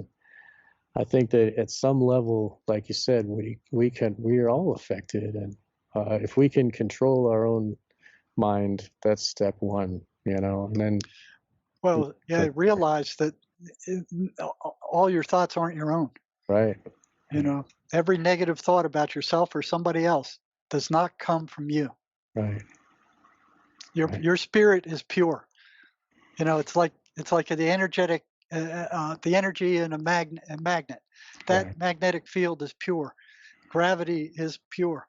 They have to convince you of the lie. They have to deceive us into thinking that we're not pure. Right. That you're no good. You're scum. You're a piece of crap. You're just a piece of meat. Is the kind of stuff that they'll say. Right. Wow. Thank you so much. This has been infinitely interesting, and I very much hope to have you on again. And it would be wonderful if we could speak with this mother of the psychotic patient, or Yeah, let me write that down. I can arrange that. It just may take a while. That's fine. I got all the time in the world. We got the future, and also you spoke about a mechanical engineer that was fighting this. I would like to speak with him too. If we could have you all together, or you and him together, and you and this mother together, maybe we could have a. Yeah, and what's so cool about that is they can give their experiences, Yes. and then you get this list, and you can go, there it is, there it is, there it is, there it is. Right. You know, here's the patterns they're replaying. Right. Again, these things are energetic entities. There is no time where they are. Yes. There is no physical barriers where they are. Right. They can be in two places at the same time. Right. You know. Right. And they work in concert with each other to deceive everybody. Yep. Yep. And you know, some people hear one or two voices. Some people hear hundreds. The more they hear, the further gone they are. The harder it is to get them back. There's some people that they just can't be brought back. I mean, there was one guy I worked with for about an hour. I worked just to get to the guy who used to be there before the voices took over. And I got to talk to him for about 10 minutes, and I knew he was never coming back. Wow. There was no reaching him ever. He was gone. And some of these people are so far gone that I can't even reach them with everything I know. Right. They're too far gone. You know, so you know, light cases, moderate cases, we can do something about. Some of these ones where they're too far gone, no, unless they really, really, really have a desire. Right. You know, it's all up to the patient because they have to do the work. Nobody can do it for them. Do you think that ritual magic or contacting, conjuring, is that going to make them more susceptible, like Ouija boards and such? Oh, shoot, yeah. I don't know how many people I've talked to that got possessed while they were using Ouija boards. Right. You know, some people were, you know, they kind of got scalded by it and they never went back. Right. Some people kept, you know, oh, this is fascinating. And then they started hearing that voice after the Ouija board. They didn't need the board anymore. They didn't need the board anymore. And then that thing was there forever. And then they were just as psychotic as if they invited it in. Right. Right. So we have to be vigilant with our consciousness. Yeah, I mean, these things are out there. They're like sharks. You know, we live in a spiritual universe. There's spirits all around us all the time. You know, and if you open yourself up to them, this is the kind of stuff. We can be their food. We might end up being their food. Right. Well, we're their food anyway. It's just it just depends on how much we're giving to them of us. How much of a pound of flesh they're able to extract. Really, yeah. Wow, thank you so much. It's been, thank you for giving us so much of your time, and no problem. Thank you for helping me get this out. This is great. I want to be a place for you to speak out. If you ever have any ideas, something you want to say to people, my listeners are interested and they want to hear what you have to say.